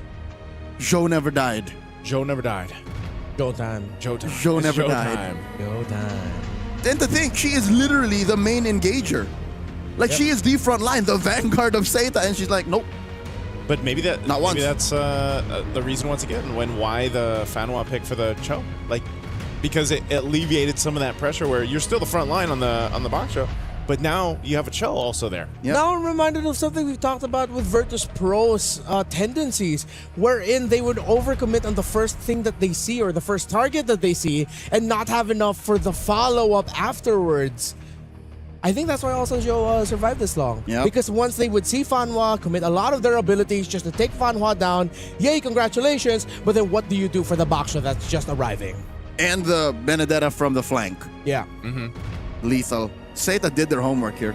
Yeah, they did. I think, already multiple matches in for them, they've definitely adjusted from match to match to match. This one is really just showcasing how good they can be as a team, because you gotta remember when they locked in the first three turtles, first three turtles, then the Lord was given over to VP. That was a big swing for VP in this game, where they potentially could have, started approaching the base of Seta, but it never actually came to fruition. Seta was actually able to really just play defense, even if they were playing from behind a little bit. They caught back up into it and then take the game in their favor. I'm excited to see more of Seta throughout the knockouts. They have finally gone through this group stage, and we're going to see which matchup they're going to get drawn into much later on in the day. But for now, let's go to the stage with Rachel. Thank you so much, Renmar. I'm here up on stage with Fanhua. Congratulations. Thank you. That was an amazing victory. Game 1, Game 2. How was that for you? How are you feeling right now? It feels like still like a dream, because we never imagined that we can come to the Swiss stage or something, but we did it. You did, and everyone is so proud of you. And this marks the first representative from China going over to the knockouts. So maybe do you have something to say to all your fans back at home? What I want to say is just trust us, we'll give you the mystery. Oh, I'm wondering, what do you have in store for us later on for the knockouts? Just based on our luckiness. Lucky. She's too humble, guys. She's being way too humble. But of course, yesterday was an unfortunate matchup, right? You had to lose that against TRY. But how were you able to come back? What was the mentality like for the rest of the team? Firstly, I think I need to thank our EWCs. There was like medical support here to help us and chat with us the whole night with how can we recover our emotions, like from back to our today's tournaments. So I need to thank them. And nextly is like we do the review and we know why we lose. That's the most important things. If we know why we lose, I think it's easier for us to have the new tournaments going on. Wait, did you say medical team? Yeah, there's a like emotion medical team, psychologic team there. Just help our players. If they lose games or what, you can just go and find them and chat with them. Wow, I think a lot of the casters actually need that one. That must be really nice to have. So without that though, do you have like a certain person on your team that usually, lifts the morale as well? Used to be, but now maybe because of the visa issue, some of my team members cannot come. But when we back to China, I think they will help us also. So who took over the mantle here? Me. You, Fanhua. We want to know, what do you usually say to your team, especially after that loss yesterday? How did you reset? Because we saw your performance today and it was incredible. You can just tell them enjoy the game, because I already told them we win 1 matches already. We did every goals, I give it to you. So now every game following on, just enjoy. That's amazing. That's amazing mentality. Thank you for sharing that as well. And we want to know, heading to the knockouts, do you have maybe a sense of who might be picking you first come the knockouts? For us, just don't want to be Vitality.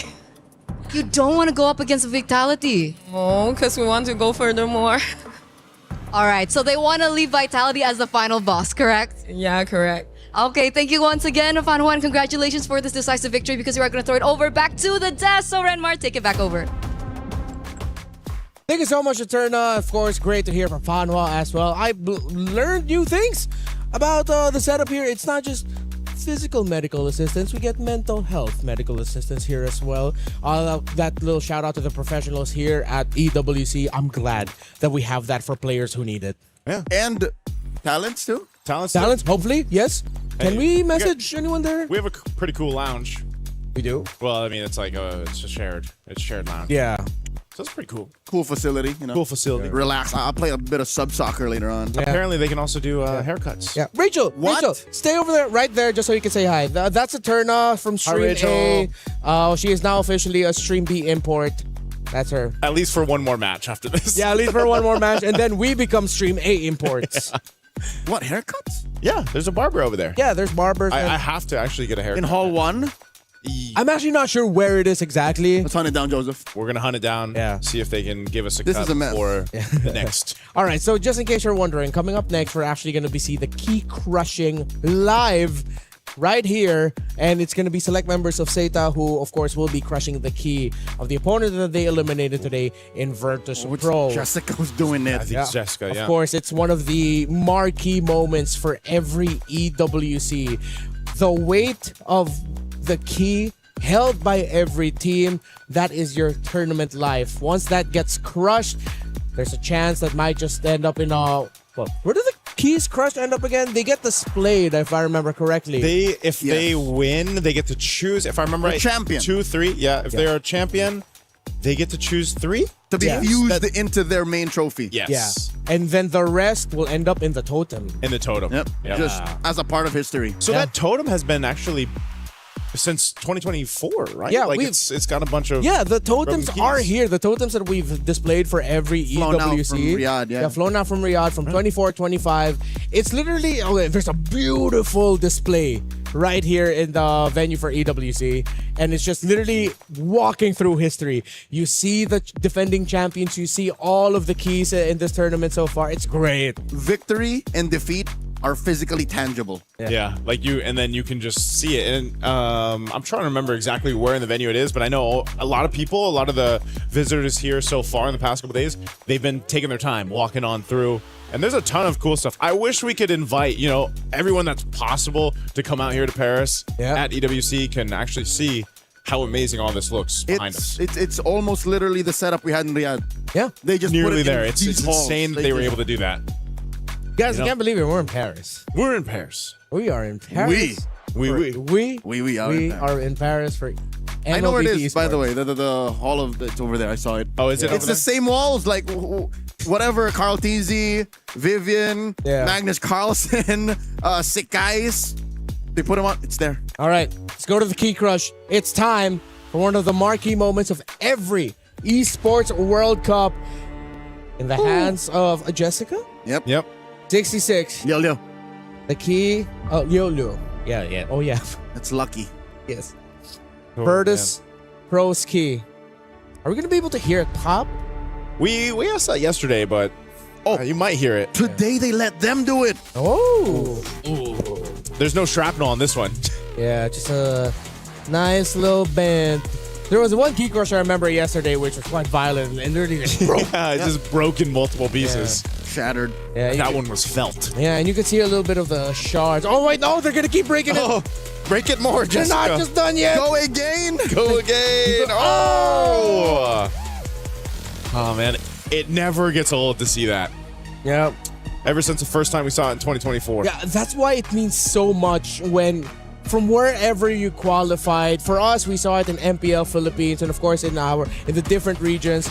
Once they get the plaque with the key, they get to sign their names. That's pretty much signing your ticket to come to wherever EWC is. And then this is that same ticket and trophy and key getting smashed to pieces and then being part of history. Teams have cried, cheered, and jumped for the moment they got this, celebrating as if they welcomed a new member of their family. Okay, maybe that might be a little bit too deep to go into it, but yeah, it means a lot to see that key earned and to see it crushed. Yeah, it's always a moment. I like it when we also eventually get through towards the end of the tournament and we get to see the actual, the champions put that on the totem for this year's EWC. That's always a really special moment too. And, I don't know if it's going to look any different this year. We'll eventually get there in a couple days. But eventually, congratulations to right now, SETA for going forward. Oh, and GG well played to Virtus Pro. Yep. Shukran. Thank you so much for our very first series. But in just a bit, we're going to be seeing the beginning of our next series as you already see our players up on the stage. They're ready. It's Team Falcons MENA. Yep, Falcons MENA. And Foot Esports. They're setting it up, and I'm excited to see what they're going to bring to the table. If Falcons MENA is going to continue to show a little bit more of their unique understanding of how to play the game and how Foot Esports loves to fight. That second series is coming up next.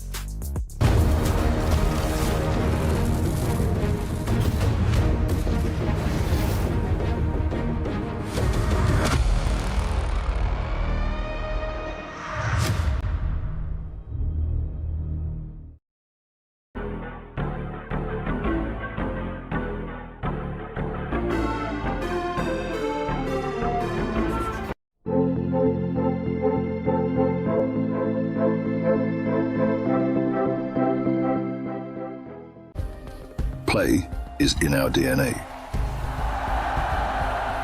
Whenever we let it out, it becomes our superpower.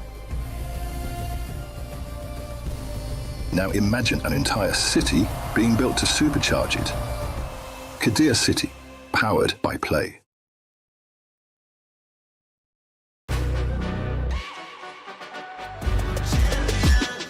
This ain't no regular thing. I came for the ring, you know what I mean. You see my name in the lights, better get right, I'm champion.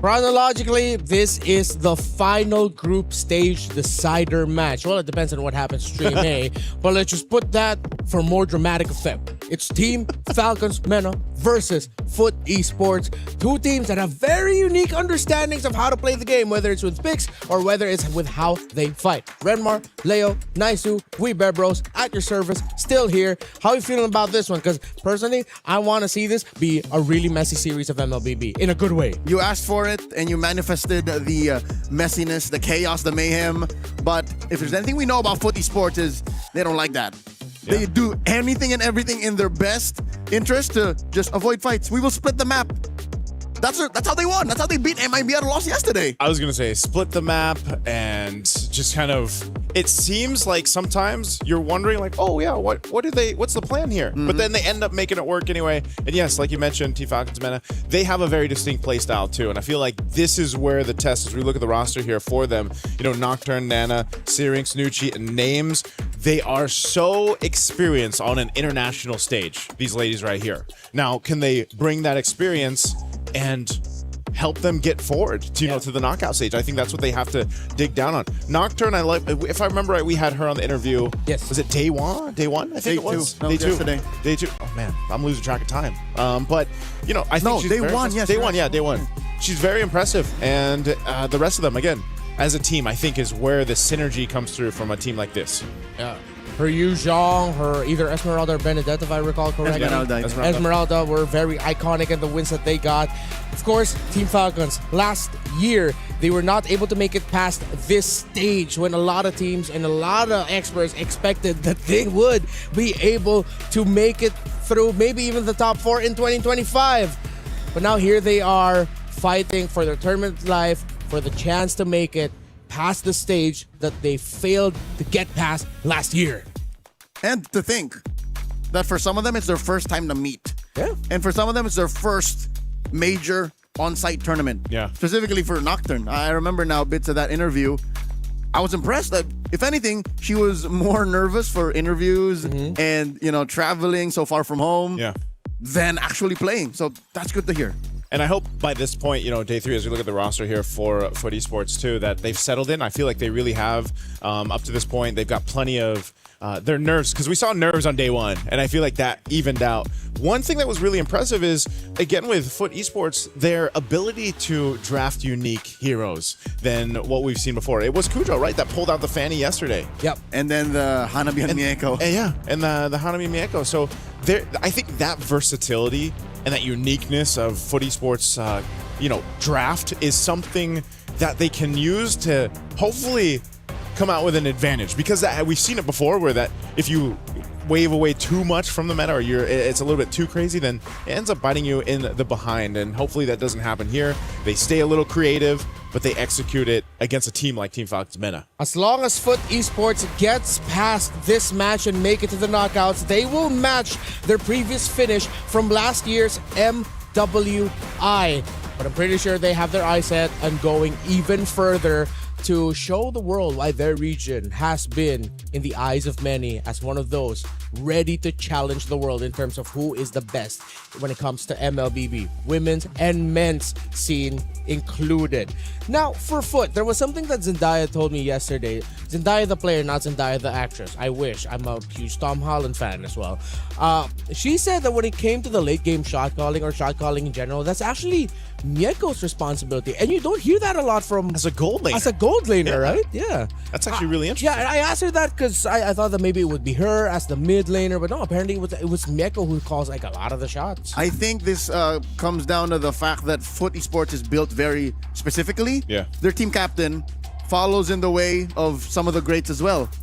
SRG, MSC 2024 EWC champion. Their team captain is the XP laner. Same with Foot Esports, it's Unohana. So I guess it's just a matter of delegation, and you trust who you trust in specific times of the match, and that's why they play the way they do. That's why they have the Turkish twist. That's why it's so weird when they just turn it around. It's like, where'd that win come from? Yeah, that's why we were saying, there's now the Turkish delight, there's a Turkish twist. I'm wondering how that happens too for some teams where that conversation happens where, because so far it's so many different roles that are those shot callers, the captains of the teams, and just to think, maybe that's also a reason why we saw the Hanabi be a pickup for Mieko, because and make it so early too. It was in the first half. It was in the first half, and then because of the nature of it's played, you can also have a pretty decent time shot calling while playing the Hanabi. Is she actually viable? That's the question about the Hanabi. But for anything else, we gotta make sure that the 2 champions, 1 game, the My Champions Pick event is still live from now till July 27th. Submit your predictions for the MSC and MWI champions for a chance to win 50,000 in-game diamonds in MSC 2021 to 2025 tournament skins. Don't forget to leave your picks under @MLBB Esports post for even more chances to win. Lock in your champions now and cheer for your favorite teams. Hanabi, after... Well, this is now our 3rd day. After 2 days of action, we're on our 3rd day. How do you feel? Go for her? Or do you, if you can, just go away from the Hanabi? I do not want to fight the stats anymore. Yeah. How I feel about this and what I wanna see has no impact. She's real. I think The Hanabi's real. You know who I feel like isn't as real is the Hirara. Yeah, I feel like Hirara. Okay. As a jungler, for her, I have an actual opinion, yeah. You have an actual I don't opinion. like it. Yeah, I feel like, not just statistically, but just, at this point, before we get to the knockouts, like, teams have all tried her out. She hasn't worked too well. Yeah. So don't bring her out in the knockouts where you then are in that phase of the tournament. Yeah. If anyone who decides to bring her out in the knockouts and they do really well with her, kudos to you. Keep it up. Yeah. Because we've talked a lot about it in the past here on this stream, that Hirara's that hero that you can't hesitate with. That you really need to have the gusto and the bravery to say, I will fall some maples with going iframes, steal your objective, and then run away. Maybe I might get a kill or 2 on the way. Not a lot of players can consistently execute her in the way that I'm pretty sure that even the devs intended. Yeah. Despite a hero with just being 2 pressable buttons, I was gonna say, it's just there's different variations. She's literally abstract art. She has 4 skills. Yes, she has 4 skills. She has 4 skills, which on paper isn't more than Suyo, because Suyo technically has 6. he has 6, yeah. But Hirata is more complex. Yeah. Until when do we get a hero with like 10? It's just like you got all these choices they have to make. Because before any of them, before the Suyo, before the Hirata, what was it? Probably Old Veil or something where you. Well, I mean, those are choices. That was like a or B.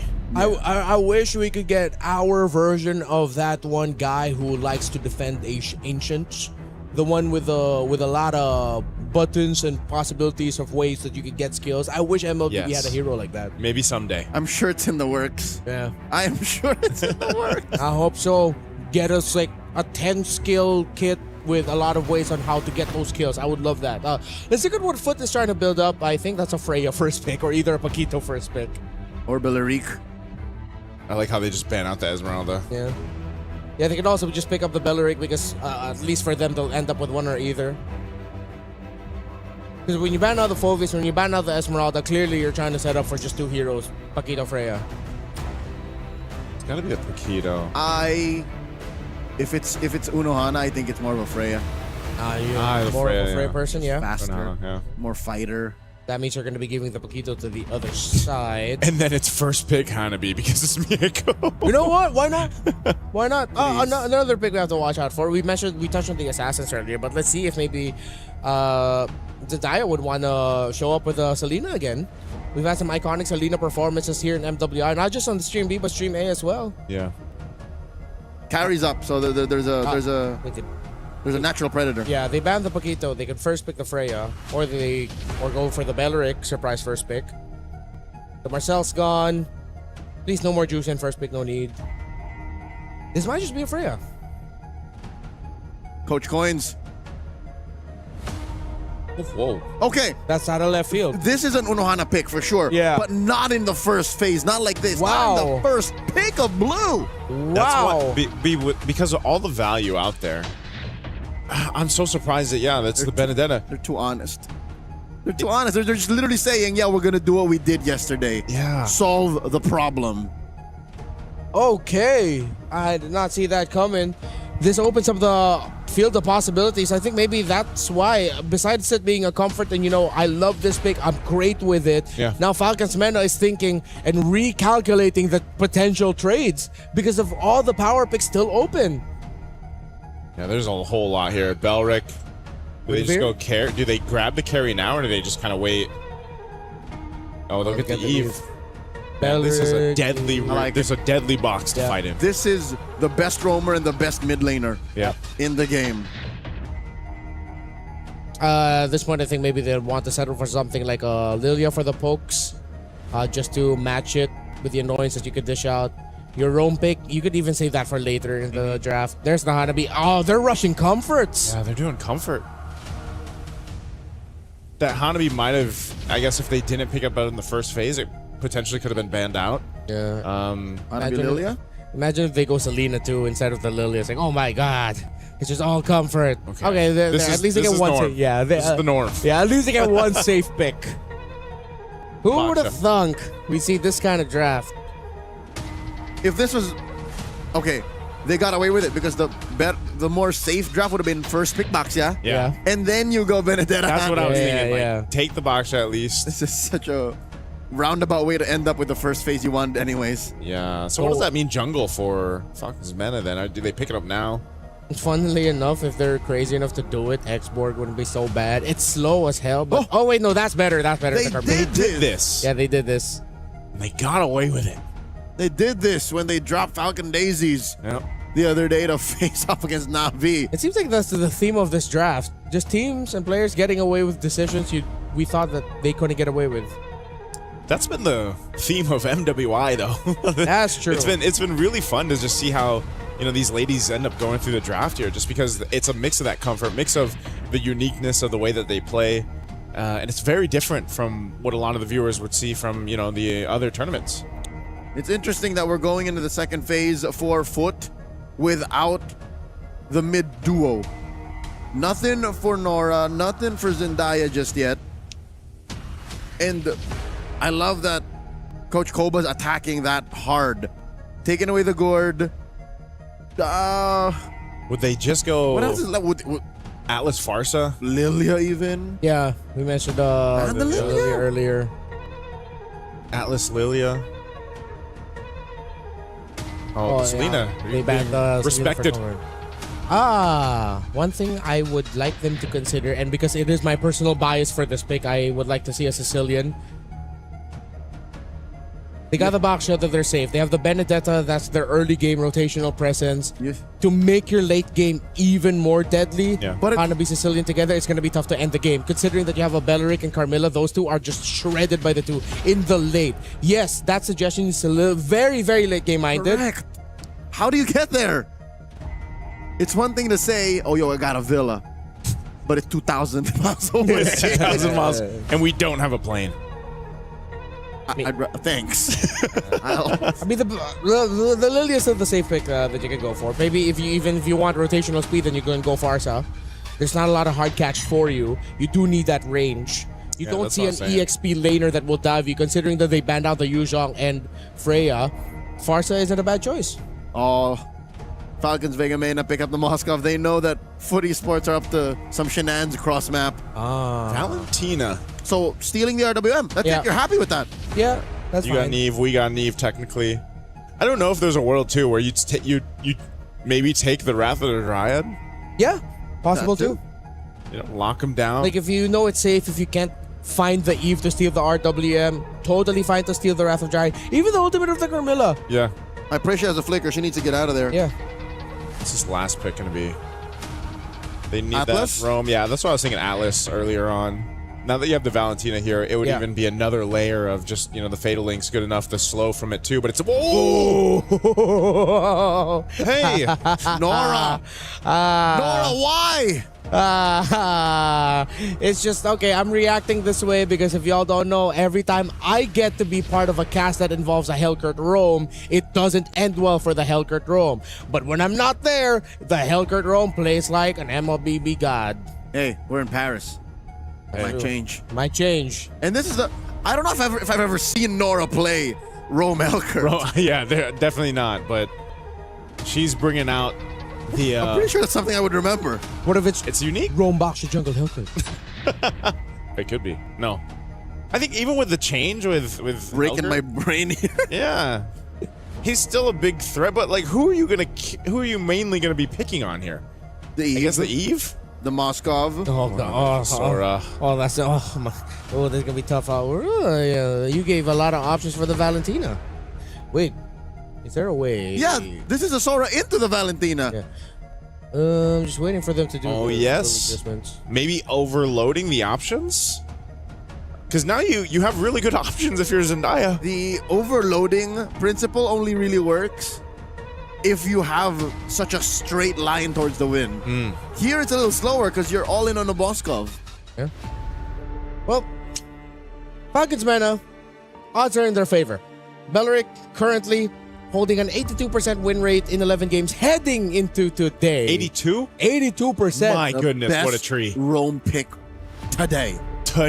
That is insane. We'll see if this is going to be the case here in our last best of 3 match for Stream B before we all move over to Stream A. We're going to find out here for the MWI here at EWC26. One team can move forward. One team's dreams will be knocked down after this series is over. And we'll see if that's going to be Foot Esports or Falcons Mena here in this first game. Trying to see now the value of this Sora pick, considering that you're giving the shifting skies to the Valentina, which honestly adds an element to the lineup of Foot that they were missing. A big shift. And now that they have RWM, the ultimate of the Carmilla, the ultimate of the Belleric, the ultimate of the Sora, you can't go wrong with any of those 4 ultimates. You will get that set up. It's almost guaranteed at that point. And maybe, shutting off the lights with Dark Knight Falls might help out. I don't know. Yeah. Maybe that'll second guess the follow through once that setup comes through, I think a lot of us want to know if this Hellcurt in the hands of Nora is actually going to be able to help. Mieko really showing why she loves this Hanabi so much. She's actually doing fine against Names 1v1. Winning the duel with very little, no assistance at all. Yeah, she's bullying that Moskov. There might have been an element also of them fighting for that gold crab, and then you get that extra bounce from the gold crab bouncing onto the Moskov, and then with the minions there, seems like Names just took the hit, but then put her at risk. I wonder where. Okay, there's Nora. I wonder, again, utilization-wise for the Hellcurt, late game. Let's say late game, you know, are you mainly just that big threat to the back line, shutting off the lights when you're fighting around the objective? Yeah. You know, there's something to be said there because Nucci forced to use that revitalize. Electro final blow. Eye for an eye. Nucci walks through it. She is fine. Will survive, but will back off. It's something that we used to see a lot with the artillery mages, the Farsa and the Eves. Hellcurt, actually a natural counter to those two. Oh, holding on to the Curse of Blood here by Zendaya. Here we go. Lightning form on the shifting skies. Unohana very low. Into trouble. Nocturne draws first blood. Nucci secures the turtle. This has gone wrong for Foot Esports as Kujo gets taken down as well. It's all Falcon Vega Mena. Hey, talked about the comfort picks on the side of Foot. Nocturne look really comfortable playing that Sora. Great flicker to the side to make sure you get those fists up in the air to connect. And that was just a perfect start for Falcons Vega, for that turtle, for this game. The layering of all of their skills together, it is difficult to fight, even just looking at the Belleric. Yeah, Nora didn't have a choice. You know, she was there, but she's like, yeah, I'm not jumping in on that. Because you have a very small window of opportunity when you're on this Hellcurt, especially early on against these more tanky heroes that Falcons Mena have. And, wow, what a cut up here by Unohana. Nocturne gonna go ahead and try to catch her, but again, this is what I was thinking. The damage potential early on from a Hellcurt plus a Benedetta could result into something, but Nora, for the most part, is just pretty much stopped in her tracks. Well, now that the Hellcurt's level 4, things might change. And they find Nana. RWM by Syrinx. Dark Knight Falls coming through, but Nora falls first. Nana gets taken down, and Nucci 2 for 1. Good trade. Foot Esports able to recover. Just got a preview of what I was thinking, right? Whether it's Dark Knight Falls or not, the RWM plus Electro Final Blow, and then here comes a Hellcurt to clean up. That can also be devastating. This is worrying. We just saw potentially how wrong it could go for Falcons Vega Mena because they don't got to Purify. That's a double Petrify lineup. Yep. And in that situation, I believe it was the ultimate of the Carmilla that Zendaya was able to steal away, meaning that it's not a good time when you're all sticking together. Fighting under a box, that's what Carmilla loves to fight against. While for Foot, they don't have a direct box. It's very free-flowy. They will have a box if Zendaya decides to steal the ultimate of the Eve. Oh, Kujo rolling up, finds Names, has no flicker, has no Purify, gets taken down, and then the Turkish twist begins. They push down bottom, trading it for the turtle. This is exactly what we saw them do yesterday, and now turtle looks to be security over here for Falcons Mena. Not much that can be said about that, but Foot Esports, I think they're happy with this. They're going to continue to play around the power of this. Oh, Nora, Dark Knight Falls, they jump. And dogpile on a Syrinx.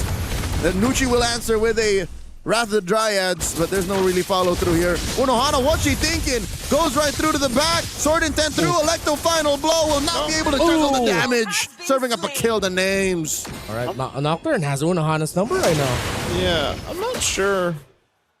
She's just not in the position that she wanted to be in, so they do swap it up. They've got Mieko up there now up top. She's going to handle that after already taking down the bottom tier 1. This is also something that Falcons Mena want to take note of. If Mieko's just doing her thing, farming up, getting online on this Hanabi, as we talked about, you know, how many times have we seen the Hanabi pump out the damage late game? That's something to be cause of concern. Plus the ultimate that she has, which can really work really well with a Curse of Blood that Zendaya's been taking from that Carmilla.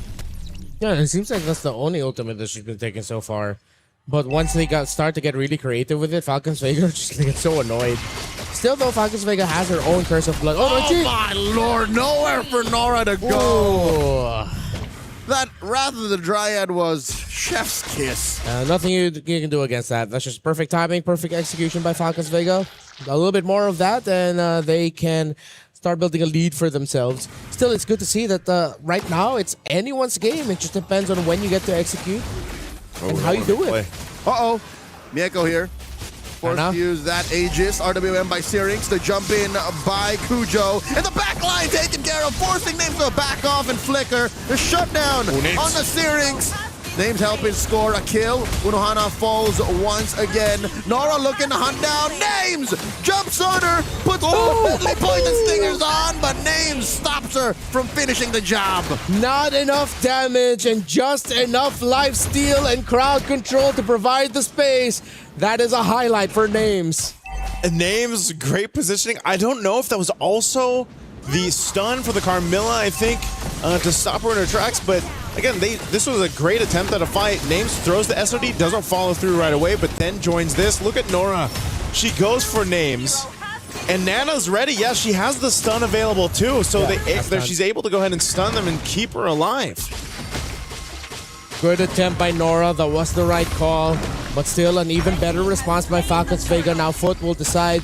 Let's play the foot twist. Foot twist? The Turkish twist. The Turkish twist, not the foot twist. Foot twist. Ouch. I don't want to twist my foot, man. Yeah.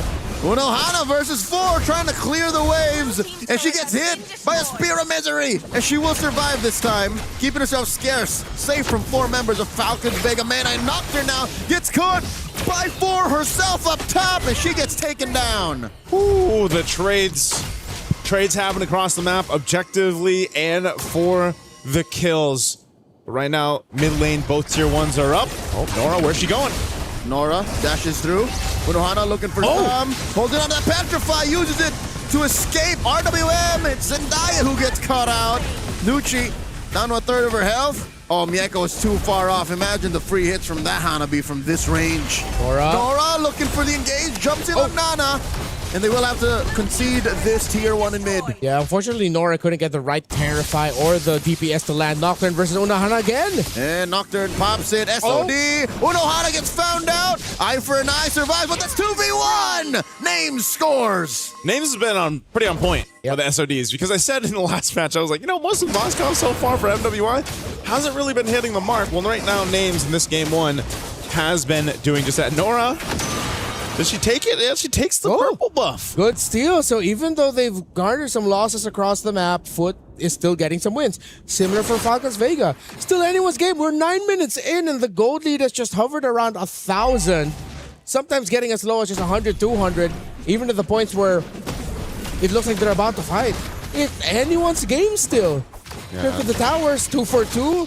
Falcons has gotten all the turtles, but Foot have gotten kills at the right time and are still getting farm for themselves. Yeah, this will make a good Lord fight here. Falcons already in position. I think they just want to blitz it. Knowing the information on the map here, down in the mid lane, they are getting ready to make their way. Foot Esports, there's Dark Knight Falls. And the knockup from the Lord. Zendaya answers. Shifting Skies, RWM, Nora. Waiting for that last minute approach, and they find 1, 2 already. Nana falls, Nocturne still alive. Mieko throwing all of these free hits. Almost finds Nocturne. She gets a massive double and will score the Lord. Oh, that's Hanabi for ya! The Curse of Blood as well. From Zendaya, they were all lined up. And a little bit of Lord intervention with the knockup, giving extra damage to Names so that they could be finished off by Mieko. Hanabi, I would like to think, is one of the picks of the tournament. Oh man, that is just so unfortunate to get hit by that knockup of the Lord there for Names. I mean, she had the flicker too, and the timing on Zendaya's Curse of Blood. She waited to go ahead and use that. And that's just, again, one of those situations where Falcons Mena, they have to make up after that loss around this Lord. They should be able to clear this out perfectly fine. again, it's not a big disparity between itemization or economy. It's more so just actually getting a little unlucky there. Joseph, it is. The graphics just have not updated. There is a massive swing. The map is blue, and items are getting picked up by foot. That's right. Yeah, I had. Oh yeah. Yeah, afterwards. After that big fight. Yep. We'll wait for the refresh. It'll happen. Oh yeah, I looked at the timer, but yeah, you're right. The gold's not changing. What do we have for items here? Lord, marching up top. They're on the defense. Dark Knight Falls comes through. Nora on the hunt. And that curse from the back stolen away. Nucci holding through. Oh, too early. Cujo comes in, and that's a little too deep. The jungler from Foot Esports has fallen. So is Unohana, but they will find the inhibitor. Messy take. SOD thrown out as well. Oof. But to the better of Falcons Vega, they should be happy with the defense. Names holds herself accountable. Yeah, too deep, too early. Foot overestimated the lead that they had. The fact that they were with the Lord, they have to minimize moments like that because that was their best opportunity to really keep Falcons Mena on their side of the river and in their base for a majority of the next few minutes. But because they gave up kills, yes, they were able to take the turret. It's not good. Yeah. The lead should be at a comfortable about 1,000 for Foot. For Foot, right? Yeah, after that sequence, it should be up by just 1,000 for Foot, and then maybe building back up. Because it's so hard to catch up to the farming speed of a Hanabi that is just allowed to do her thing. Yeah. And that was just a Maleficon picked up by name, so if we get a chance to look at the items here, that'd be a good way to go ahead and look at things. Looks like we're going to get... Did we? Okay. Almost there. Timer reset too. We went back in time. Groundhog Day. Trying to... Not knowing the time right now is kind of throwing me off. Well, Lord's coming up in 4. That's what we do know. That's the timer that we do have. That's Lord 2. Oh, they're trying to make it play down bot, though, Lord it looks 2. like. Okay. SOD no one home. SOD thrown out. They know she's down there for names. Now, Zendaya once again holding on to this Curse of Blood. Lantern pick up. They're actually going to keep Unohana down there, too. She's going to clear that wave. Just reset on the Lord. It looks like, again, everyone is scrambling around here. With a magic lantern picked up here by Zendaya. This is going to be really... What? They force Nocturne to come in. She does find the mark. Lightning form from the shifting skies will pick off Nora. And the Lord now approaching half health. Damage on a Nocturne. Nocturne looking to survive, but Unohana has evil intent. It's Nana here. Coming through, Nucci very low, RWM, Nucci falls, Cujo finds her, and Nana goes as well, 2 for 1, currently the trade. Foot Esports looking to secure this Lord. They got it. That was a great adjustment from Foot Esports. Even after losing Nora there, they were still able to kind of bait Falcons Mena into a fight, get the upper hand, and then get the objective. The late game Hanabi with a Valentina that can steal a Curse of Blood from the Carmilla. I've had nightmares about this exact scenario. Into the base they go. Wave's going to be cleared out pretty easily, though. So Falcons Mena, they got a bit longer to go ahead and get ready to full defend against this. Yeah, RWM is what's being held right now by Zendaya. Again, you have 4 out of 5 ults that would be just great in any scenario. If you're greedy, you want to be flashy, and you want to end up on a TikTok highlight, then you get the SOD. A little bit too greedy, but at least you look cool while doing it. Lord, marching up top. This is going to be a 3-wave push. It's endable for Foot. Very endable. They just have to watch their own footing. Most definitely. Pun intended. At worst, they take down both of these inhibitors, and then they just work towards the inevitable. Lord inside. Very low health on the mid inhibitor. All they need are minions, and minions come in within range from the top lane, and all that's left is bottom. Falcons, Vega Mena, they'll clean up the Lord, and they think they buy themselves time, maybe 2 more minutes. Oh, I don't know if Foot Esports has to force a fight here or not. They still have this wave pushing up bottom. They want to fully expose the base turrets here. RWM. Stolen away. Zendaya swiping through. Massive shifting skies. Compromising Unohana. Down she goes. And in comes a Nocturne. Mieko! Put down to an 1/8 of her health. The front line of Falcons Mena has fallen through and taken care of. Mieko gets shut down. Nora, the only one left. She's trying to get away. Names has plans for her. The forward flicker, the dash, One less survivor for Foot. They had to watch their footing, and they didn't. Beneath the combo of the Carmilla, the Eve, and of course the free hits from Names. Add the Belleric into that as well. Foot have slipped, and Falcons Mena continue to push forward through mid. Oh no! Unohana has spawned. No minions. Kujo and just Zendaya coming through as well. This should be fine. Mieko coming in 3. Are they gonna force it? Okay, Electro Final Blow plus a Petrify through the front lines. Falcons Vega Mena have to watch out. This is their best chance to contest for this Lord in 30. Ironically enough, wow. If Zendaya was more ready, her and Unohana could have gotten like 2 or 3 kills. If Zendaya was like quick enough to read that, okay, this is what Unohana's gonna do, let me steal an ultimate right away, pop that. Yeah. They could have gotten something out of that. Still, it's a defense. They didn't lose any base turrets. They still have turrets on the sides. It's just unfortunate. I feel like that was a moment to be had. Coulda, woulda. Okay, here we go. We got this is all caught up now. Our stats up here, the timing, Lord is up.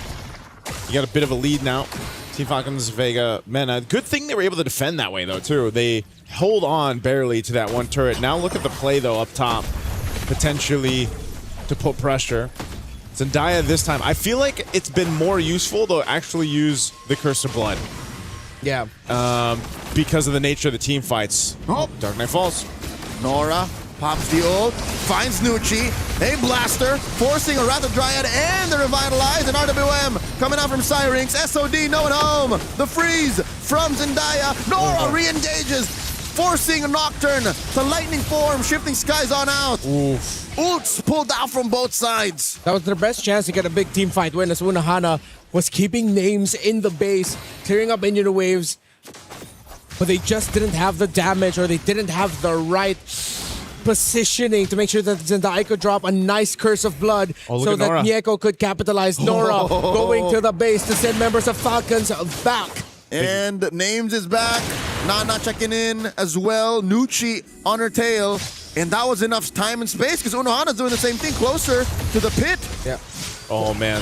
Foot's doing the same thing we saw him do before. Oh, Zendaya with a stolen Curse of Blood. Zendaya taking a lot of damage. Shifting skies once again. Nocturne says lights out for you. And Nocturne is Syrinx. A tag team of damage and crowd control. Nice. SOD one more time. As Unohana falls, but Mieko. The free hits are enough, trading out for her as well. 2 for 4, Kujo. The only one left. Off their timing, Foot.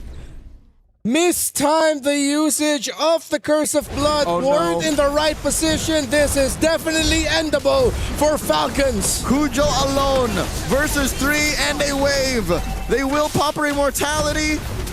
And Kujo can only delay the inevitable. Nocturne gets her immortality down. It's about 8 seconds before Zendaya comes in. Falcons of Vega Mena take game 1. Approaching the 20-minute mark there.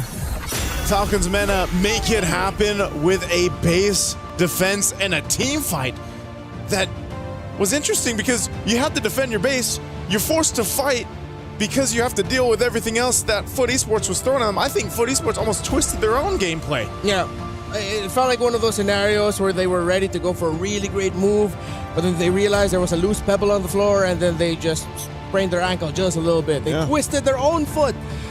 Again, it looked so good for them, but it felt like there was a bit of a miscommunication of whether or not they were going to go all in or whether or not they were going to reposition.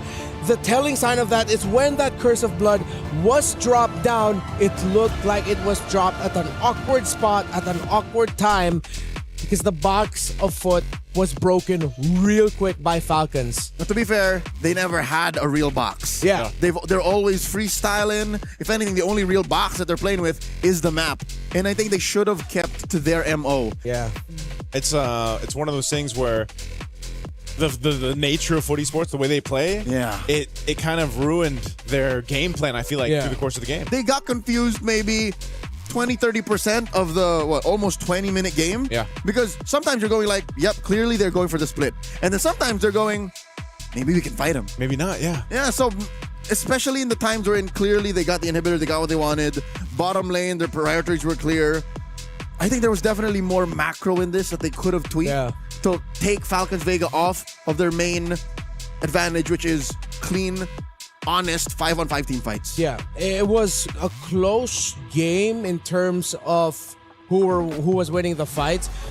But Foot were in the lead in terms of controlling the map. Their macro was giving difficulty for Falcons. We saw a lot of back and forths, but in the long run, it was the towers of Falcons that were going down. It was them having to scramble, deciding who to send back.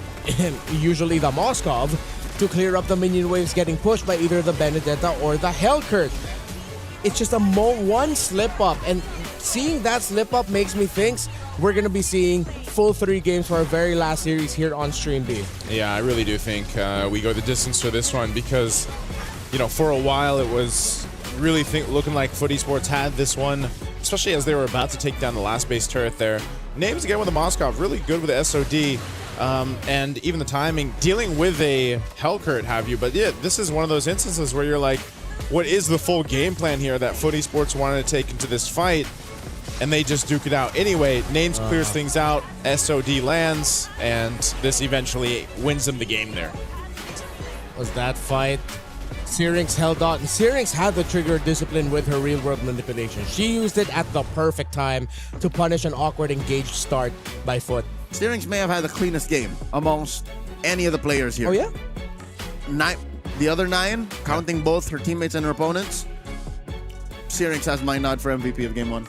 That's why the Eve, best mid laner right now. That's right. Best mid laner right now. The value of just a real world manipulation, the ultimate alone, is so valuable because we have a lot of these team fights that are forced because of also the popularity of the Belric, right? You know that there's going to be an automatic fight. Just like when the Atlas was really picked up a lot, you know you're going to fight around that ultimate. So if Belric is the best roamer, Eve is the best mid laner, is it Moskov or Claude as the best gold laner? Esmeralda in the XP for sure. I would still think Claude, but there's a part of me also, and it's sad because there's a presence of the Belric. I like the superhero I got this moment that carries always bring to the table. You know, that clutch factor gene of just like, hey, all else has failed, but we're in the late game. Yeah. Here's our carry. Carry too. So I guess it's that trio. Yeah. It's them 3 over there. Harith. I haven't seen a white-haired little boy in a while. Very selective of when you can really make it work. How about the jungle? In terms of the jungle... The jungle. The jungle? Is it Baxia? I'm still really... He's the only first pickable. Probably. My favorite, personal favorite, Guinevere. Oh yeah, Guinevere. Probably, but stats-wise, probably the Baksha. Yeah. Because yeah, I wouldn't put Fred there. He's usually left alone, left open. I haven't seen a Fred here all day, ever. It's weird. It's almost becoming like Baksha and Barrett's in terms of like jungle tanky picks. Ling here and there. Ling here and there, yeah. Hirara too. I think that would have started it, and then over the over the course of the days here, that's definitely fallen flat. But again, Foot Esports, mind you, the triangle, the win over here for Falcons, Mena. This was a hard-fought game for them to get back into this and make it their game because Foot Esports was controlling things for a while. I mean, this was a question mark that we had in the draft too. Nora being on the Hellcurt, we haven't seen that much. Haven't seen the Hellcurt too much. And you could see some of the concepts of why you have this Hellcurt, but at the same time, think about it. You have so much split pressure that maybe you're putting yourself at a disadvantage when the fights break out, right? Because you just have that Vendetta plus the Hellcurt doing its thing, and a lot of the times there's just so much tankiness to stop the Hellcurt in its tracks. Still, I really appreciate the ideas that we've been seeing, plus the new interactive effects that we have in-game. Happy Rhino Day to y'all. Okay, between us 3, who is who for the stickers? I'm the Layla. You're the Layla? Layla? Okay, you're the Layla. So I guess I'm the Lilia. You're the Nana. You're the Nana. I'm the Nana? You're the Nana, I'm the Lily. I feel like this is something I do more. Yeah, you do. You actually do that pose. Yeah. Not exactly, baby. All right, I'll be the Nana. That's how I look. All right. So, we're going to chill out a bit, talk a little bit about what happens in the next game. Again, we still have game 2 coming up. But first, let's play a quick little game. I believe it's Gen G's Rui and Team Falcons Mayna's Nana who decided to play a little trivia quiz. Cheat.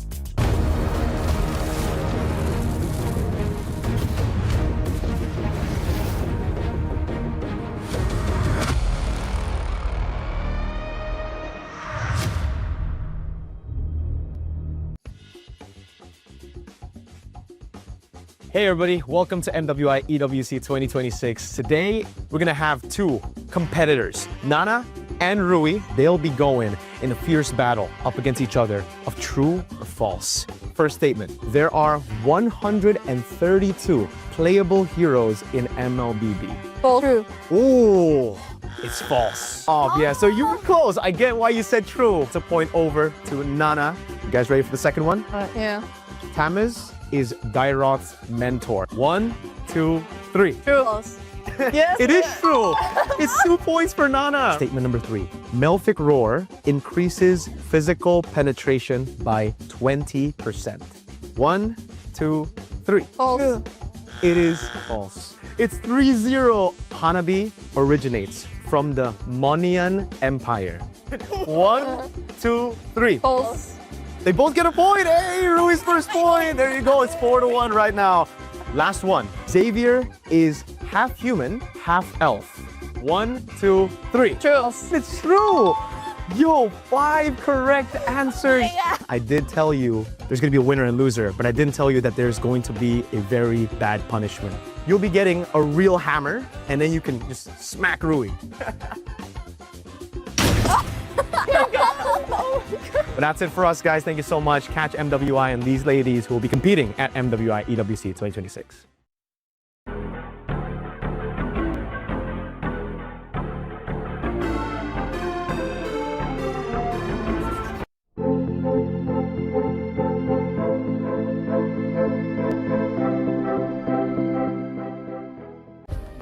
Play is in our DNA. Whenever we let it out, it becomes our superpower. Now imagine an entire city being built to supercharge it. Kadir City, powered by play. We were there. For every click, every clutch, every respawn. We were there for the years of grind. And we're here. Now. The proud founding partner of EWC. Powering the biggest event in gaming. Shoulder to shoulder with the world's best. Making history. Greatness deserves a stage. Lenovo Legion. Reach your impossible.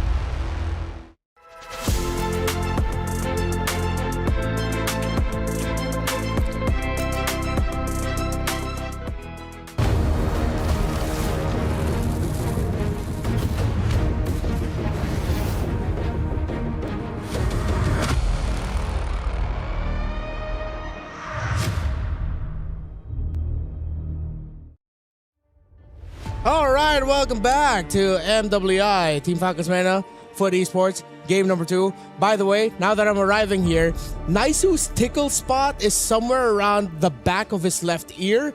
Meanwhile, Leo does not get tickled, but you can make him laugh by showing a video of cats. What are you saying? I'm not going to laugh. I'm going to go, oh. Just talking to yourself over here? Nope. What do you mean? We're live. I'm talking to the people. The people that you decided to be late for. They, the people, understand. Yeah. They will be here regardless. All right, so there was also a game of rock, paper, scissors going on. The coach beat 4 out of his 5 players on the side of Foot Esports. Hey, that happens every time. He did this yesterday too, right? I like Coach Coins. Coins Black, yeah. He played a 3-way game. I like that a coach is willing to be playful and doing stuff like that with the players because that just allows them to like lighten up. unless the players are ridiculously competitive that if they lose to the coach, it just throws them off their game. Hopefully no one is like that and it's all good. Yeah. We're already in the draft, by the way. The Esmeralda Atlas being the bands for foot. Meanwhile, the Marcel and the Matilda gets taken out. Okay. Nothing changing. I think at least for foot. Same bands, yeah? From last game? I think very similar. Now on the other side, Paquito, Matilda, Marcel, banned out. Well, earlier foot banned out the Fovius. Yeah. So still, same sides. But now they decided to ban out the Atlas. It was Vega Mena who won round 1. Game 1. Yeah. Oh, no. So we... Yeah. Yeah, that's what I mentioned with that. Just need a little bit of a little whoop. Yes, it should be Mena with that little red mark beneath Correcto. Their badge because they were the ones that won game 1. And that puts foot in such an odd position. First pick Selena. Wow. Zendaya is going to be at it again. Okay. Punished by a first pick Belleric and Carmilla.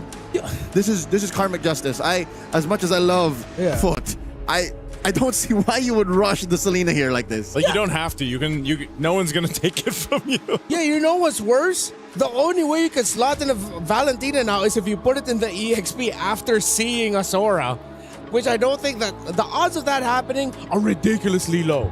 Yeah. I think this is a little bit too much in terms of like playing for comforts. Way too much. And then they respond with Hanabi Benedetta. Yeah. The Belleric and the Carmilla combo alone is just, it already proved incredibly effective for Falcons Mena. Okay, I don't even know where this glow is going, but you need the... They're abandoning the Hanabi protocol. Yeah. You know what? They're just straight up going for, okay, these are our best picks. I think that might be the call here. It's like, hey, let's show up. What do you want to play? How do you guys want to do this? So this I think you have to. This is for sure a Zendaya Selena, Nora on the glue, and then Unohana Alice. Yeah. That's it. That's where the roles are exposed.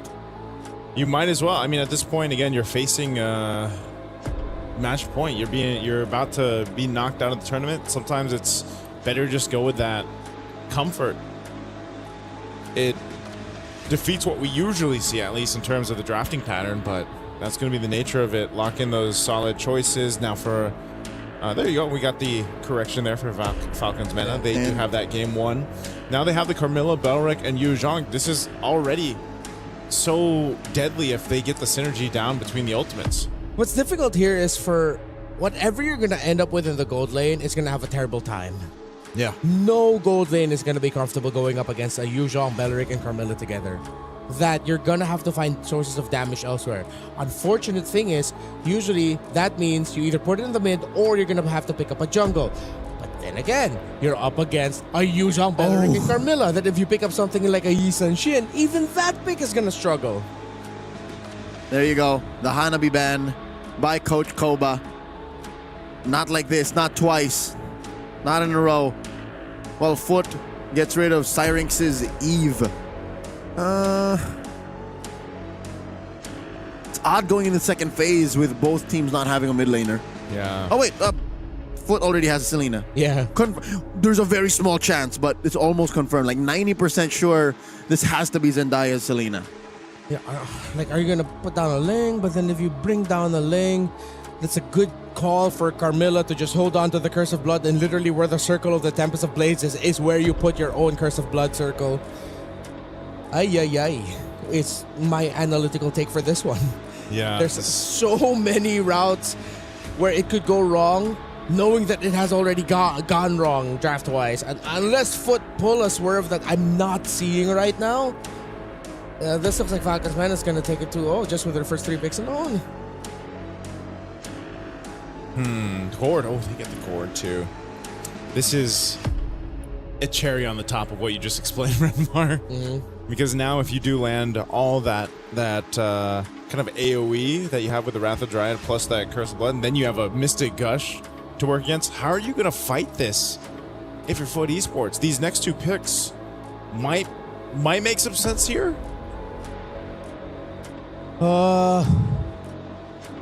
It's really tough. Everything. This is coming from the perspective of a gold laner. Even if this was me trying to pick a hero for myself, I'm just gonna default to my best pick, which is my Beatrix. But even then, I'm gonna be like, guys, please don't leave me. Yeah. Don't forget about me, because I'm dead. Once that Yuzong's up on the dragon, pretty much over. So they go ahead with what we talked about as the best pick in the gold lane right now, the Claude, and they pair up a Joy with it up against a Beleric, Carmilla, and a Gord. Foot, if they pull this off, would have pulled off an insane performance against a lineup that should give them so much struggle. Oh man, this is, and the Joy, I know we were asking about the jungle earlier on. I would not put Joy up there currently in the current meta. Not to mention the Joy's running into a Beleric. Into a Beleric, into a Curse of Blood, and you know how susceptible the Joy is to just kind of getting bursted down, and that's what, you know, I mean, he's got great mobility. But what do you do from there? What do they put in the EXP? Not jungle. Excuse me, jungle, yes. Wait, what? What's your jungle? Jungle Carmilla. Yeah, jungle Carmilla. It's, oh yeah, right. The gold lane is the gold lane. We got used to that yesterday. Yeah. All right, Gary. No, Claude. we just saw it in game 1 too. Wait. Game 1, and then it was debuted in yesterday. Yeah, but also mentally, we've seen plenty roam Carmillas. I'm just looking at either the Joy or the Selena. That's who it's gonna win the game for Foot. It's between the arrows or the really well-timed electrifying beats. Or through a miracle, Mieko does Foot Esports things again and just splits the map. Yeah. She can do that. It's wait, Moscow didn't get banned, no? Nope. Nope. They picked up the Claude. So it's a plan B or C at best that they split the map with the Claude. Yeah. So they want to win fights. Oh no, excuse me, they banned out the Moscow. So so all the more I think it could be a solid plan B. Yeah. Well, it's down to some comfort, I'd say, for Foot Esports. Again, they were in high spirits before the draft. Let's see if they can continue their lives here in MWI. EWC26, they need to get a game to get to a game 3 and even out the series against Falcons Mena. We had a long game 1, 19 plus minutes. How will this one fare out? If they open up the map, Falcons does not have enough response to aggressive split pushing. They're going to have to send at least 2 every time. Meanwhile, the Claude can pretty much solo a lane opposite of the major objective while just having one member of the team hovering around the bush and the river nearby. You don't need to be with it. Best case scenario, she can even double lane. Yes. And then just continue, depending on however the major objective fight goes down, to split push or join in Blazing Duet. Like, this is solid. Again, it's not like Foot Esports has a disaster of a draft. It's just very difficult, and there's a lot of cope involved for you to see how it might work out. Yeah, there's a lot of tendencies that have to fall in place for certain win conditions to come through. Let's see if they can make it happen again. No one goes down early on. It's been a while since we've seen the Joy come out as a successful pick, at least so far for MWI. How many times has it been? We've seen once or twice over the past couple of days, yeah. I believe it lost the last time I saw it, but it did have a crazy stat line. Yep. Onohana taking a lot of damage between Nana and Nocturne. I mean, this is counterproductive. She'd like to stay underneath, these chunky heroes, but not like this, not now. She's not tanky just yet. She burned her flicker. Yeah, that flicker being gone. Turtle's up though, so let's see what ends up happening here. The team doesn't really want to fight this just yet. Zendaya did show us that she's very confident with the arrows yesterday. Searing's playing this close though too. She's got a flicker, but if she gets caught by one arrow, unfortunately, Searing's will go down. Yeah. Really great arrows by Zendaya. Wow. She knows the angles here. This is why they picked it up so early on. Another arrow thrown out. Oh! Putting Syrinx down to half health. Answers with an athletic flicker and a gush. Down goes Unohana, but Kujou finds her. 1-for-1 trade. Nocturne already used the black dragon form. Zendaya throws out arrows once more, and Foot made their bed, and they're gonna lay in it. They're giving the turtle over in a trade for the purple. Good call by another arrow. Oh, whoa. Okay. Nana will secure it off of that. But yeah, the purple buff was stolen in the hands of Kujou. She made the right choice, man. She went right for Syrinx. Syrinx was low, burned the flicker early on, and then gets the buff to take. So really good decision making here. Really good call by Foot.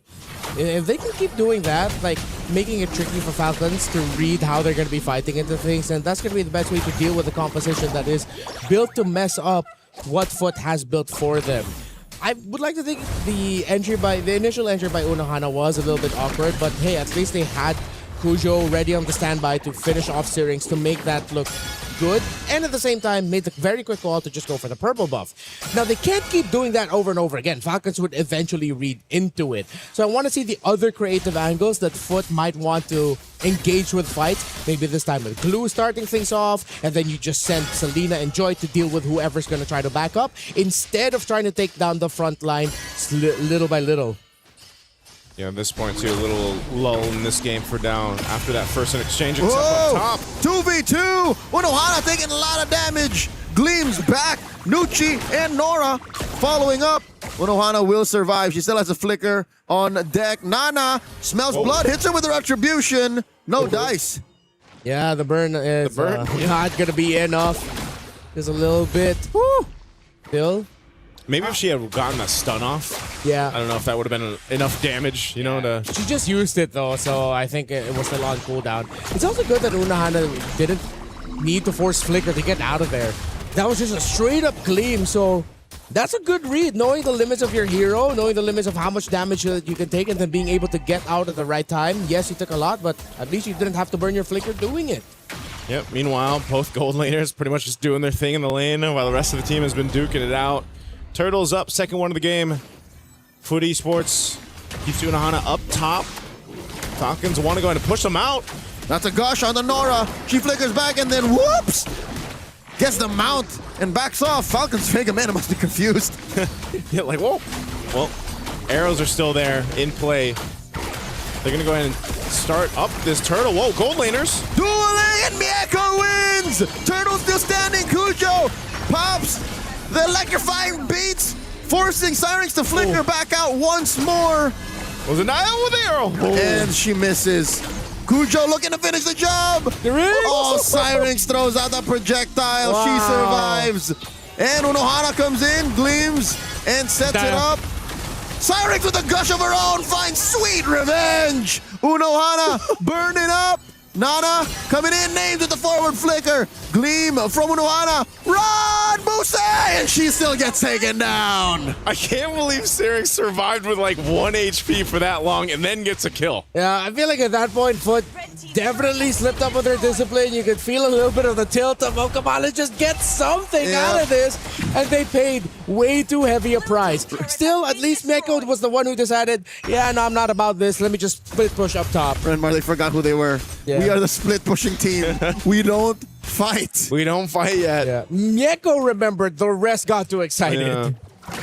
Well, we thought Syrinx got that kill. She got the missing gush off, but still, the surviving that long, insanity on the gore there, because you deal with so much pressure when there's Joy across from you, dodging arrows, dodging a glue. Okay, so she did run away and then went the long way around and then back in the purple. Oh, I have my ult back. Ah!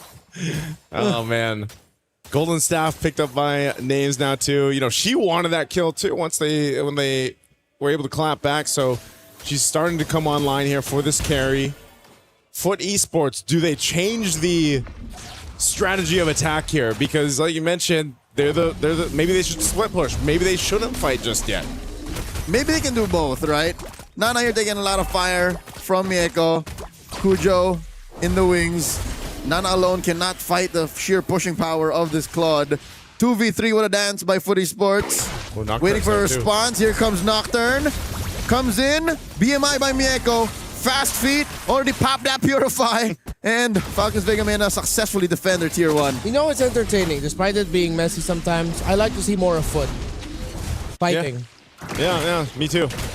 I was a fan myself of Foot Esports. But we're not going to see more of them fighting if they lose this game. That's why they can't lose. They got to go back to the game plan. Right now, last turtle. Are they going to go for the fight? An arrow's thrown out, but it hits a camp, and now Black Dragon form used. Ain't no way. Cujo's coming close. Falcons Vega Mena secure the last major objective in the early game. And now Foot looking to find the clapback post-turtle. Not going to find it, and look. Mieko just back to the plan. Split the map. Push him down bottom. Pop Falcons by surprise. Yep. You know what? I think I would like to see them go for constant 3-2 splits now. I think they can. The way you said that took me off guard. Yeah, I was like, 3-2 splits. What did you just say? A little bit of relative peace here in the land of Dawn, given that both teams are finding their footing, right? Footy Sports, again, even Ranmar is sure what he wants. It's clear we have omnipresent vision and knowledge of what's going on, but we're not so sure where Foot should be going. Well, Falcons Vega Mena, they're winning fights, yes, but the post and the pre, like what they do before and after, might not always benefit them. Massive 2.5 second stun on Nucci. Yeah, this is what I was saying. Go for a 3-2 split. Oh, no, not like that. Syrinx! Oh, accepts a face full of lead. BMI by Mieko. She's not gonna let that long range stun get her once again. Electrifying beats. Knocked her. She answered to the Black Dragon form, and the shoot energy takes her down. I thought she was gonna go for Syrinx. Oh my god, what a fumble! Well, she's too far off already, and she made a decision. I'll get what's underneath this. I think half the shots were turret shots. Yeah, they were 100%. Yeah, that was a massive fumble there. Again, Foot are getting overexcited. It's very clear now. They're slipping on the discipline, and they're taking fights that they shouldn't have. Another Mystic Gosh! And they get the mount. Nana here backs on off. Syrinx drops the projectile. This is looking bad for Nora. The true damage out of the gorge passive, putting her down to a third of her health. Ooh, man. And these mistakes, these a little overzealous mistakes from Foot Esports might end up losing them this Lord too. Might end up losing them space on the map. They're just going to be bullied off by Nucci here. Unhana trying to get into the zone. Kujo! Lord still standing. Nana secures the gush. Helps Nucci score a kill on Kujo. And this is what we're saying. Foot, you're not ready to fight, not yet. Kujo just got blasted. A harsh reminder with every fight that the first 3 picks alone of Falcons, adjust as you want, adjust as much as you can. The 1 + 1 = 2 that is way too difficult to fight against. Ooh, that is unfortunate.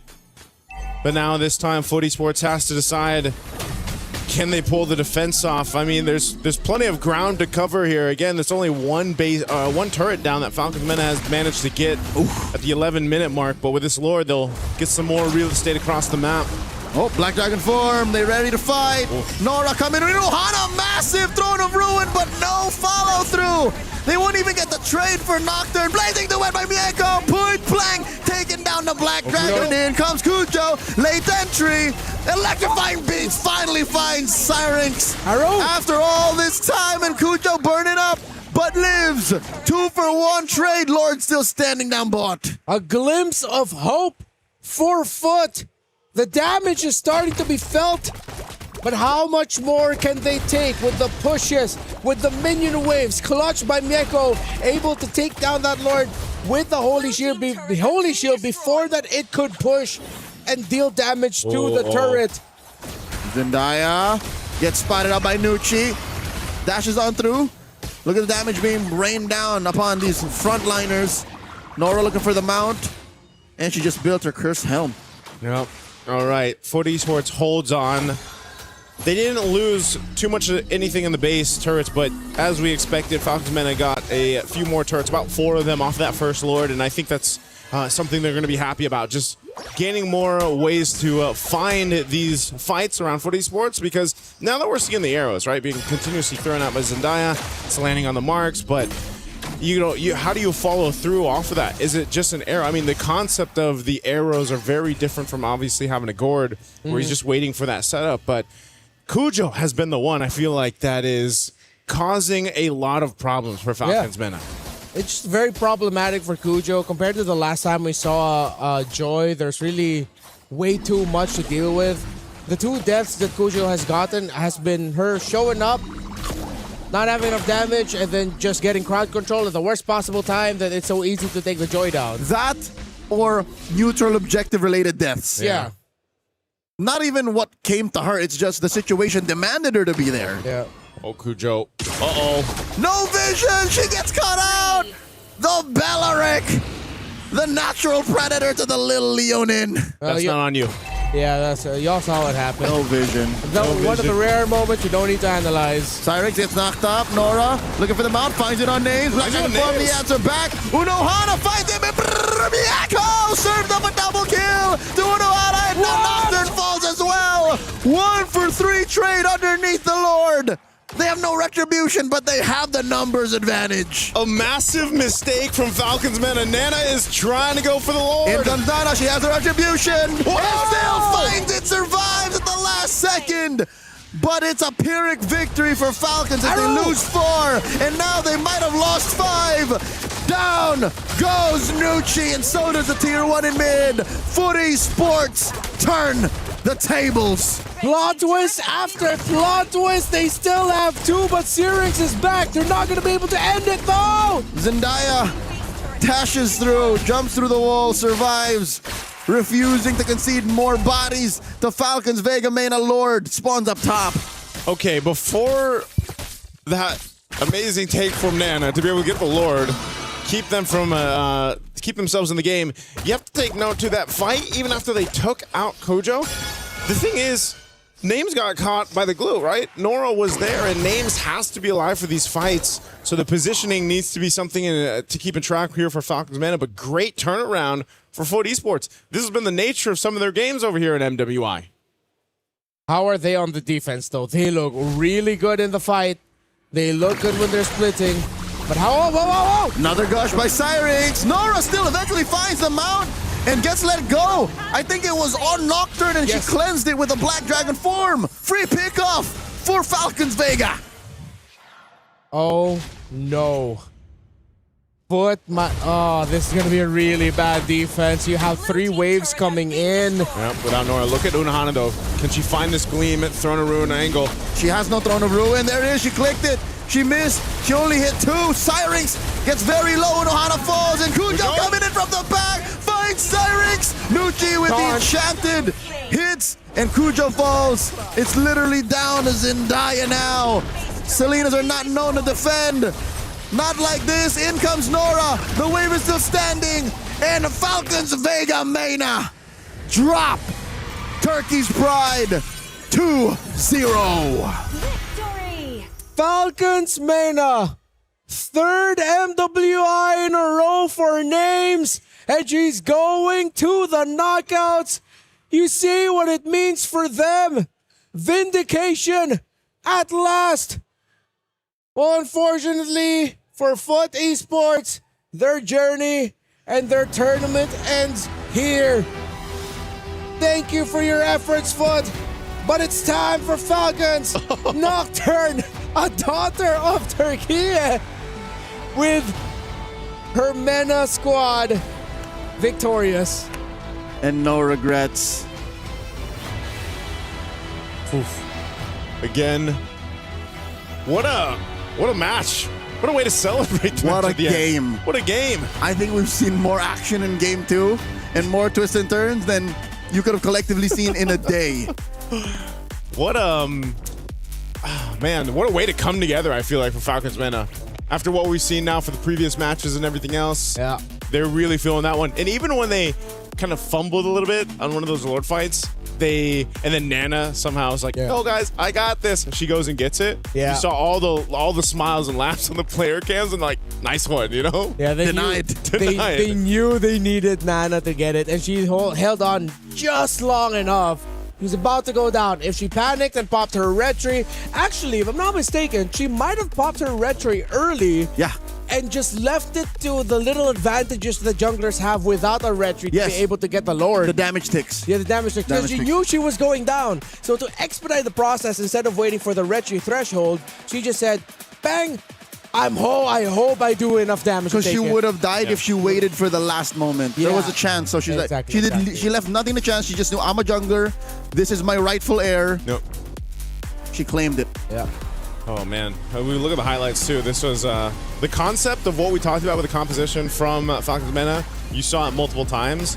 I think it was also one of the things where eventually, Nora, as tanky as you are on a glue, she was doing her job. There's nothing against what Nora was trying to do. It's just they were able to go ahead and have enough damage throughput to burst her down to the point where Nora's gone. Your kind of composition will fall apart a bit, and that's why, Cujo was looking for those back angles to go through. Mieko was also trying to utilize all that time she's farmed up on the Claude. But again, I think Falcon's meta just did a really good job at adjusting on the flow. Here's Nana, where she goes in and makes this effort to take this Lord. I mean, look at that. Look at that move. That could have been just straight up mind games. She knew that they would target her first. Yeah. So she retreated and just targeted the Lord. Yeah, you saw the bit of a scramble here. Although that was a great move by Mieko, Unahana, great attempt as well. But this is, again, the simple thing about the lineup, bang. Simple thing about the lineup is that even with just the Belleric, the Joy will already struggle. Because if you use your electrifying beats at a time where you cannot cleanse a little bit of that crowd control, you will just eat crowd control and get taken down really quick. That's the glass cannon nature of a Joy that Belleric excels against incredibly well. Yeah, if you have max stacks on electrifying beats, you're only immune to slows. Yes. Yeah. So a taunt or anything beyond that would put you down, and that's what happened here. Unfortunate, because she knew what she was getting into. Yeah. Oh, man. Pretty sure that wasn't Turkish. Yeah. Most likely. Nocturne, feeling good. She was saying thanks. Thank you. Teşekkürler. Thank you for a great match. Is it teşekkürler? Is it It is. teşekkürler? Something like that. Something like that. That's how you say thank you in Turkish. I've been trying to learn just that phrase for about 2 years now. Teşekkürler. Why are you saying it so quietly? Teşekkürler. Just to make sure? Yeah. Say it I'm louder saying later. All right. I'll try later, maybe after the interview. Oh, she's wearing the shades. Okay, I'm What do we excited. have? Do we I'm have excited this? to see the. Okay, you guys can see a little bit. Nice to move. Let me move. You're already huge enough. Stop blocking the view. Oh, my. Wait. There, see? There you go. There we Okay. go. Sneak peek. So we're gonna be going there in just a bit. You see Rachael, and I believe that is Is that Nucci? Nucci. Yes, Nucci. Nucci. All right, it's time. Okay, they're talking a little bit, and then once they stop talking, okay, you see the ready position? Rachael, let's go. Thank you so much, Renmar. We're up here on stage. Congratulations, you didn't get your key crush today. You look very excited. Could you talk to us about that? Yes, I'm very excited. I'm very happy to win this game. It was kind of the easiest game we have, but wait for much more. Wait. Easiest game. What do you mean by that? We didn't struggle. I mean, the first game we lost like 2-1. We won 2-1 and we lost a game. The second game yesterday against Galaxy, we lost 2-0. So we won this one 2-0. So this is obviously the easiest one we had. The easiest one that she's had at MWI so far. Now, I heard from yesterday that you mentioned that you were so excited to go up against Foot today. Why is that? Because the reason is they have always disrespected the MENA teams. They have always said that MENA has no god team. So I think if we won today against you, who's bad now? Who's bad now? I thought you prepared some glasses. Okay. Let's do it again. Okay, we'll give her a minute. Okay, 3, 2, 1. Yeah. See? She's feeling it 100%. She is feeling it. How did you bounce back from yesterday? Was it just because of that motivation? Well, we kind of was trolling yesterday against Galaxy because we wanted to go against Food, because we wanted to be the one to eliminate them and break their own key. So yeah, you got it. Well, you've done that right now. You will be doing it as well later on. I'm going to start try hard again now. Okay, try hard. Next game is going to be quite interesting as well, because technically this time around you aren't going to be able to choose who you're up against. It's obviously either Team Ray Young or Geltec. Who do you think they'll choose first, and who do you think will be choosing you? I think I'll choose Geltec because I love Kiwi. I want to play against her. Oh, so you guys are friends? No, we're not. Oh, you're not friends. Oh, you're a fan. Why are you a fan of her? Because I like her. She's sweet. She's a kind person. I don't know. I just like her. Okay, we're feeling the excitement here up on stage. And of course, we do want to ask, finally, do you have any messages to all your fans back at home? Thank you all for your support. Thank you all for you keep encouraging me even if I'm losing. So thank you so much, and wait for much more. Wait for much more, and wait we shall. Thank you very much, Nucci. And we're going to throw it over back to Renmar. Take it over. Teşekkürler. There we go. I finally said There it it with with the energy. Why would you say that to her? Thank you. She's from Egypt. I'm seeing the both of them. None of them are from Turkey, but still. Shukran. Let me do my thing. Shukran. Makasi. All right. Salamat. Salamat. Hi, I'm Renmar. As Eterna said, Nucci, I love the energy that Nucci brought over to that interview. I don't know if there's like things going on between them and Foot, but at the end of the day, what matters is Nucci got the last laugh over Foot Esports. I think that's a win already. Yeah. It's less of the, Key not getting crushed and moving on to the knockouts.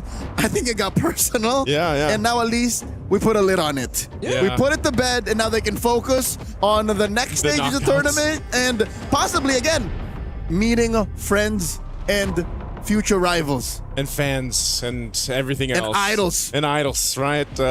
When idols become your rivals. Hey, this is... Too bad Nucci's a gold laner. Yeah. Oh, yeah, so she'll meet her eventually in the team fight. a roamer, sorry. Yeah. No, Nucci? Yeah. Oh, Nucci's... Oh, wait, no, this is Squid? That is, yeah. She's a roamer, so she'll see KOA in the map often, yeah. Yeah. She'll check in. Yeah, I'm so used to... For some reason, I always get them mixed up. Nucci and Names. Names, gold laner. Same. Yeah. Same. Yeah. They always say hi. They're great to... That's how long they've been in the scene. That's true. Woo! They've been repping Team Egypt and Falcons Vega Meta for a while that's now. Right. I was going to say all the way back there, even in their qualifiers leading up to here from the Africa qualifier. Yeah. So, yeah, great to see them. And also, it's always nice. I really have to say, the women MLBB player interviews, they're great.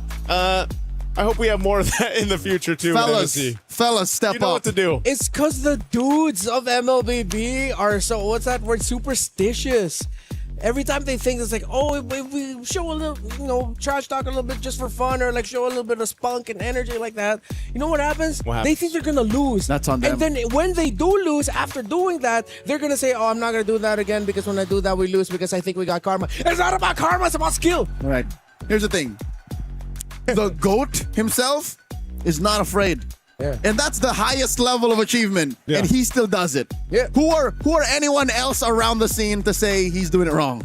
Hey, maybe we can have some more of it then in the time ahead of us. I know, even the video packages so far for MWI have been great. Yeah, they're fun. This is what I miss about, and this is why I'm always excited about MWI. We realized it in 2024. We were like, hey, the women of MLBB, like, they talk.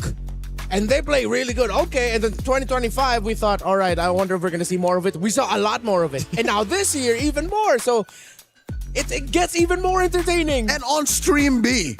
On Stream B. Not to say anything about Stream B. Like, we all know this is the best stream. It's just, they hold no holds barred. If I'm going to say something, I will. Yeah, that's how it should be. Unfortunately, even for us here, it just hit me. That was our last match for Stream B. Oh yeah, we're gonna be Stream A people now after this. We're gonna be Stream A people. Why would you say that, this, Joseph? What? We'll bring the Stream B vibe over there. All right. We will bless them. We will. Do you guys have a favorite Stream B moment? All of it. All of them. All of it. All of it. Also, LaFell was part of this, but unfortunately, he's bringing the vibe early. He has transcended sooner. He has transcended as the newest Weebear Bro. He's transcended. What do you mean the newest Weebear Bro? He's always been here. He's the newest. No. Since 2022, he's been chronologically, the newest Bear Bro is you. It's Leo and LaFell, then me. No, then but you. the name came. No. The name What are came you talking first. What do you mean? Names is a gold laner. Yeah. And Nucci I remember the specific time when it was said from the community. And that was in the Philippines. There was a gentleman by the name of Erwin. Who coined said term, and that made us part of a community that we didn't know we were part of, and then here we are now. Now you're all part of it. That we unintentionally became a part of, but we're very happy to be part of that community. It's time to look at the Key Crush now, as Falcons very happy that they were the team that eliminated Foot Esports. It's Nocturne! Of course, it's Nocturne to do it! Oh man, I thought it was going to be Nucci, but it's Nocturne. This is painful. Kirmizi Beyaz, and at her hands too. Cold! Cold! I want a Nocturne jersey! Falcons, can I get a Nocturne jersey, please?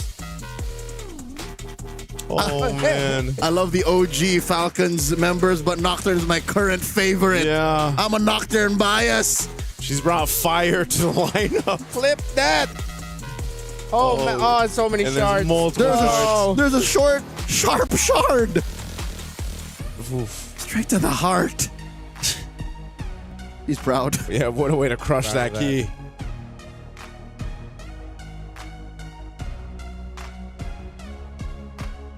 That's the last key crush on Stream B. Oh. Can they not close Stream B? Can they just keep it running? Can they just get the program of Stream A and put it here? I don't know if they've had anything like that. I want to say goodbye. Do you know what I am on Stream A? What are you? I'm a reporter. You're a reporter? Not that I do. Okay, I started off MWI 2024 as a reporter. I became a desk host, and I've been desk hosting ever since. So now it's just funny because they go from roast reporting to little old me. What do you mean, little old you? What do you mean, little? I'm pretty sure everyone in the community knows how Rose looks like, how great she is at what she does. I'm not saying it's a downgrade. Going to me to report. Sounds like an upgrade to me. But I'm following along. I understand why some people might be like, hey, really? He's going to be reporting? Where's Rose going to be? I don't know where I was both going. start with R. I don't know. Yeah, I don't know where I was going That's with this why joke. I had the shovel out, dude. I don't know where I was. Dig in the hole. I had a punchline. Where is this going? Where is this I had a going? punchline I was leading up to, but I just pretty much self-deprecated way too hard. And you forgot the point. And I forgot the point I was making. Lost the plot. Okay. What do I want to ask you to? I already asked about your favorite Stream B moment. All of it. Do you have a... Oh, after all the games that we saw on Stream B, favorite player besides Nocturne? Ooh, that's tough. Alright. I'll start it off. I'll go Chi-Boy. Chi-Boy Team Ray Young. I guess. Yeah. She's the one who was like, oh, we almost lost because I kept pressing the wrong button. Yeah, that's true. That's true. Yeah. Oh, I was going to say Chi-Boy, but... It doesn't need to be different. I'll go with Leo Bun because she's one of the first players that I got to interview. Her and Livin. All right. Okay. So they're, that's a new thing for me. I don't know if I'll get to do more interviews sometime. But Lema has a lot of fans. Count me as one of them. Lema of Galaxy Phoenix. Oh, yeah. Yeah. She was fun. Lema? Lema. Yeah. Oh, right. You got to interview GXP. We all got to interview a bit, huh? Yeah, we did. Did Even LaFell? Yeah. Yeah, he did. Day one, he did. Day one. Yeah. That's right. Day one. Oh, yeah. Wow. We did everything here on Stream B. Stream A has like 27,000 talents. People. Yeah. And Stream B has us four. We Bear Bros. We Bear Bros since 2022. And I see little Chloe over there, right there. Who? Little Chloe. Jose. Oh, yeah, that's Chloe. That's Little Chloe. Jose. Little Jose. We got our friend. Right He's a talent as well, but also today he's working as a technical officer. Yeah. There's Little officer, man. Let's look at the brackets on your screen right now. I think we have the results as well from Group A. What's been happening over in Group A? I mean, Stream A. The last time we checked, Navi. That's B though. That's Stream. That's no Group B. We closed up Group A for sure. Yeah, Okay, yeah. Team Ray Young, Celtic Cyber Team, Team Falcons ID swept Twisted Minds, while Zeta swept Virtus Pro is what we saw. So those are the teams from Group A advancing. Okay, and then what do we have here for the results for Group B? Give The us the anticipation update. is killing me. Okay, so the upper half is good. Vitality, Galaxy Phoenix, and Navi swept Gen G. Former finalists and former champions had to meet here, and only one moves forward, and of course, Team Falcons Mena. It's an unfortunate look that the Stream B closers are all Filipinos. Ooh. But thank you, Genji, Navi, advances. Wow. This is the Falcons ID smashing ceremony. Rob commentating the whole affair. Sure is Hollywood. Rob Hollywood. Hollywood Rob TV, his real legal name. Rob TV. Yeah. He showed me his birth certificate. I was surprised. He brought it out from Ohio. Yeah. His first name Hollywood, middle name Rob, last name TV. I think that's of Norwegian descent TV. Yeah. I was just thinking, how many crushers did they bring? There's a lot. I'd say a dozen. That one popped. Oh, that was. Oh, even she was like, "No man, I'm so sorry." The shrapnel was there. There we go. This is Navi popping Gen G's. This is who you call Murray. Murray? Wait, is it Murray? Murray? Sometimes I mix up their names and their faces. That's Sorry, definitely Navi. Murray. I love y'all. This one's why do I feel like their crusher is more violent? Yeah, our crusher is like a nice little I think it's because Damascus and Hollywood Rob just egg him on. Hollywood. They press it harder. Yeah, those are our friends from Streammate, by the way. Yeah, Hollywood Raw TV and Damascus. And Mirai is used to this. Mirai has done this several times. Yeah. Oh, we gotta see the crush. We're gonna go. Does it pop? Oh, okay. Oh no, it's a nice. Oh, that was a. Oh, I don't know if that picks up, but that was a snap. That was Genji's key. Yeah. Dang. Good try, Genji. All right. You know what? We've made so much memories here on Stream B. We've seen the rise and fall of teams, joy, and the opposite of joy, which I forgot the word on. But it's not over yet. The women of MLBB still have more action to show as we now head into the knockouts. It has been us, the We Bear Bros. On behalf of LaFell and our wonderful production team, my name is Renmar. This has been Leo. This has been Naisu. We will see you on Stream A as the action continues for MWI at EWC 2026.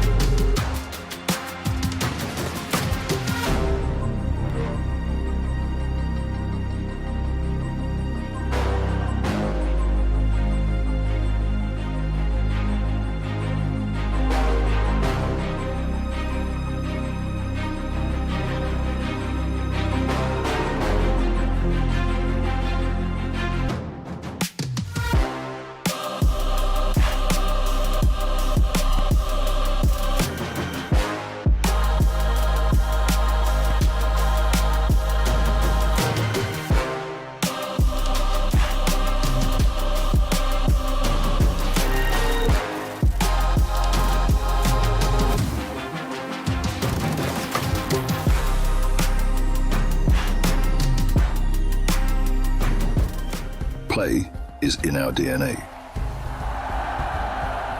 Whenever we let it out, it becomes our superpower. Now imagine an entire city being built to supercharge it. Kadir City, powered by play. The human body was built to move. Not trapped at a desk in one singular posture for 12 hours a day. It's time your chair evolved. This is Secret Lab Titan Evo. Ergonomically engineered for you, gamers, hybrid workers, artists, backing your every move.